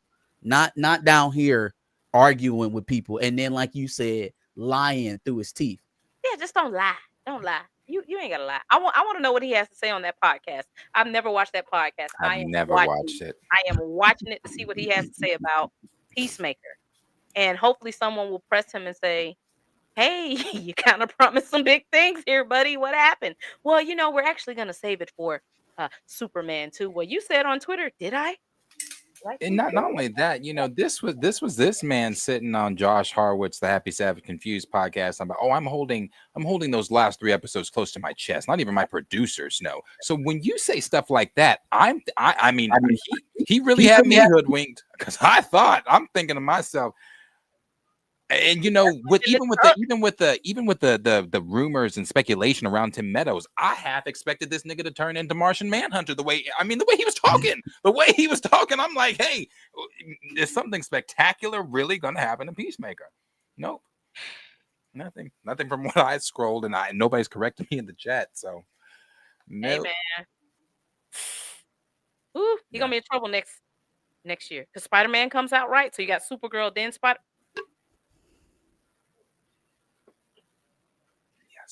Spider-Man gonna eat that lunch. Spider-Man when eat that lunch. When is Dune? The 3rd one, is that next year? Isn't it Christmas? Because it's like Christmas? Doom and Doomsday are coming out. Oh, that's right. So, brother Gunn, you better tighten it up, baby. Yeah, better get together. Yeah, but that is news today. I think we touched. Did you get Puma Lee's? Oh, did I miss Puma Lee? Do we have a super? Let's get Puma Lee's super. But I'm rich. Have you ever? Alligator up in the truck. Sit down, let the alligator bite your butt. Outsourcing jobs to other countries. AI is going to make us useless and replaceable. Stop it now. They don't care. Okay, they don't care. Just like they didn't care about outsourcing jobs. They don't care. No, they absolutely don't care. Like, I get that we be on some of these celebrity folks back for saying stupid stuff sometimes. You need to just get on YouTube and Google Peter Thiel. Watch for about 10 minutes and you will understand why that shit is such a fucking problem. And individuals like him, the Musk of the world, the Zuckerbergs, the Bezos, they feel the same way, and they trying to get the fuck up out of here. We got another super. Brother Gunn. I just checked Twitter. I see angry people. Oh yeah, no, they're angry. That I will retire with the ring, and I will retire with the crown. Yes, no, I'm not lucky, I'm blessed. Torian said, don't forget the Odyssey comes out the week before Spider-Man Brand New Day, which has Tom Holland and John Bernthal in it. The Odyssey ain't gonna do shit to Spider-Man. Well, it's gonna cut off Supergirl's leg. Oh, okay. We'll do that. We'll do they need to move that. I'd move it. That's literally what they just went through this summer. I'd put it in March. But he wouldn't. Okay, we just said it all. He just wouldn't have this problem if you choose different characters. I mean, because if you with a different character, you could say, okay, with Batman, with Wonder Woman, you could even say, we're gonna take that chance. We're gonna go up against Spider-Man and the Odyssey. Hell, if it's Batman, they might move off the date. You might just get it to yourself. Really? I mean, but hey, you wanna. That's on him. Well, we're gonna have an interesting 2025, is what I'll say. And watching Mr. Gunn wiggle out of this, because you didn't even have to tell that lie, bro. You did. Man out here hyping people up. Hey! Now y'all pay attention now. It's in my private. Holding it so close to my chest. Not even my producers have read this. I'm like, which makes it seem like he's seen what the early reception was, and he trying to get people in there to watch the latter episode. So he's like, hey, now, hey, don't you miss it? Don't you miss it? I'm curious to see these numbers. Yeah, it backfires because then the legs that you would have had I cut off. People are saying, man, don't even watch that, man. Go to YouTube. You ain't even gotta watch it. When you could have just said nothing and said, hey, watch Peacemaker. It's a great show. That's it. I wonder if this changes him wanting to put Peacemaker, in as much as he's wanting to put Peacemaker in this universe. No, Darius, because there's no one to tell him no. He's gonna keep doing what he wants to do until someone says, "Hey, let Apocalypse." Why I say Apocalypse? Marvel. Let Granny Goodness or you've got Dark Side or any let them come down and Peacemaker's leading somebody's charge. Just okay. You said they can't run the fade with Peacemaker. Nah, Dark Side can't run the fade with Peacemaker. Dark Side gonna hit him with him fucking. Get your ass out of here. No, bro. They better. Yeah, but that's what James wants to do. But anyway, yeah, that's what we got going. That's the news. We'll of course be paying attention to more as James Gunn will tell more and talk more. It's probably tomorrow. He's probably talking now on that podcast. So as we speak. Look, he'll be like, I never said I was keeping it close. You guys heard it wrong. They were like, I don't know why everybody expected something exciting in the back episodes. Why can't TV shows just be normal TV shows? When did they have to have outrageous cameos? My God, you people are crazy.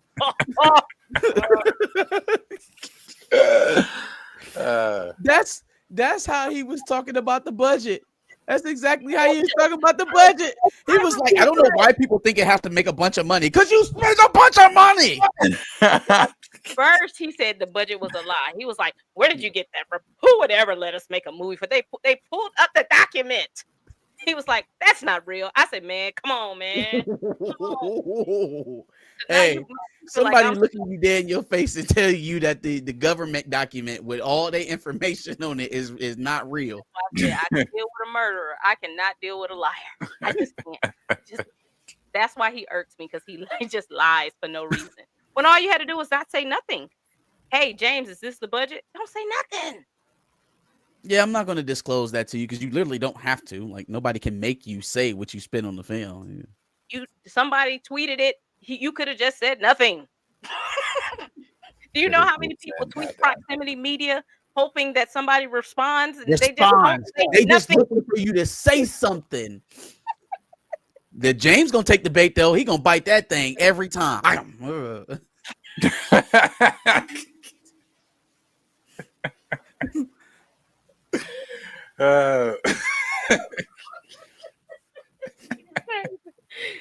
Oh God, James, boy. James thought he was gonna be Feige, bro. James said, I got a plan. Yeah. And in short order too. He didn't even think that like, oh yeah, it's gonna take years, but I'll get there eventually. No. Like he thought, boom, Superman, I'm there. But not only that, is doing interviews and alluding to the fact that he's doing so much better than them that they didn't know what they were doing. The interview he did with GQ where he was like, oh, I came up with the Infinity Stones in like 5 seconds. They had no idea. Once again, mediocrity. Yeah.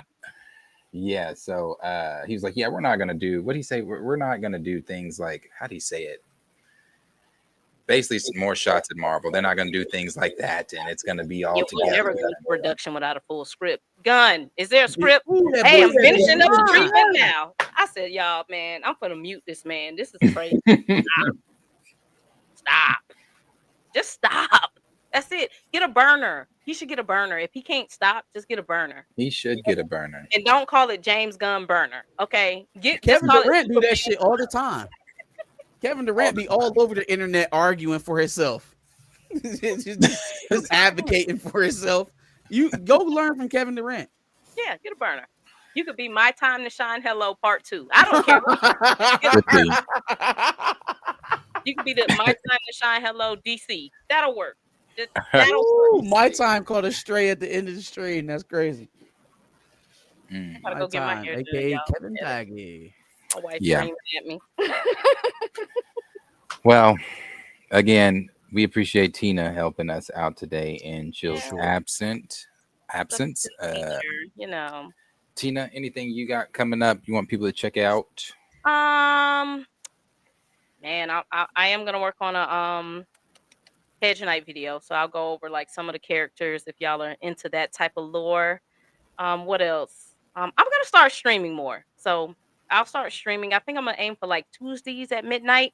So for all you people who like live streams, I'll be doing like my movie streams. I'm trying to get into this streaming game, but that's about it, man. That's about it. Nice. Marcus, anything for you? Same old for me, man. Y'all know y'all can catch me live on Sundays at 4:30. I promise you the internet situation will be upgraded. Another reason why all these data centers out here in Columbus stealing up all the fucking bandwidth. So don't blame me. You know what I'm saying? But we will be improved on Sunday. Come check us out. And if you're a college football fan, catch me on Saturday at the big college football show at 11. I'll be doing that, obviously, at 11. Dope. Yes. Check them all out. You can check Marcus out, Back at the Bus. You can check Tina out. She dreads me. You can follow them on Twitter, too, at those same handles. I have nothing coming up, so I'll be here with Chill on Monday for our stream, and then the regular old afternoon woke up report that we do. So we'll be doing that. Yes, Torian, Ryan Walters did resign. They found some naked, either I don't want to. What was it? There was some. Ryan Walters, our Secretary of Education, that brought us to 50th of all the states in education. He was caught with some. I thought that was Linda McMahon. Linda McMahon ain't Secretary of Education. He is in Oklahoma. She's the Fed. Oklahoma. Yeah. Oh, okay. Oklahoma. My bad, G. He got caught with some inappropriate things on his computer, and now he is gone. But before we leave, I did want to say this. I meant to mention this. Turning Point USA will also be here in Oklahoma at with their here's their big three speakers. Our governor Kevin Stitt, Russell Brand, and the Chrisley daughter. Russell Brand and the Chrisley daughter. Bro, Russell Brand already got a. Hey, and Turning Point USA announced that they are going to do their own halftime American show. Ain't nobody watching that USA's shit, website. Nobody's watching. Is it gonna be on YouTube? Yes. I might watch it. I might let both play and kind of see who has the best show. Because if the Super Bowl on Fox, damn well, not a single Fox network gonna be playing that bullshit. They not might during be the on Super like Bowl. CMT or something, Country Music Channel or something. Who knows? I don't know. Okay, you go ahead. Go ahead. Fox will not be letting a single network go during the Super Bowl. Not a single one. Yeah, no. Y'all go do your own funny shit on the internet. Y'all go do that shit over there. Put your hoods on YouTube. That is crazy. All right. Patient, baby. It's gonna be on Rumble. That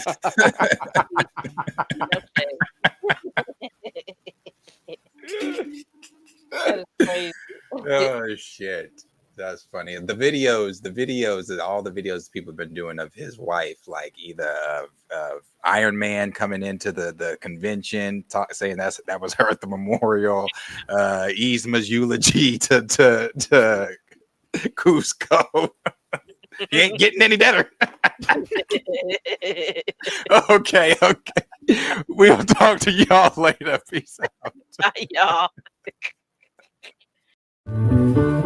Thank you for being a friend. Oh, yeah. Travel down the road and back again. Hey, so we started from the bottom, now we're here, girl. Oh, yeah. This is my part right here. Ooh, if I did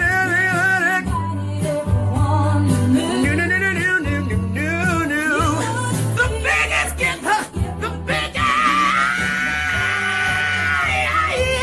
Thank you for being my friend. Oh, yeah. Hallelujah.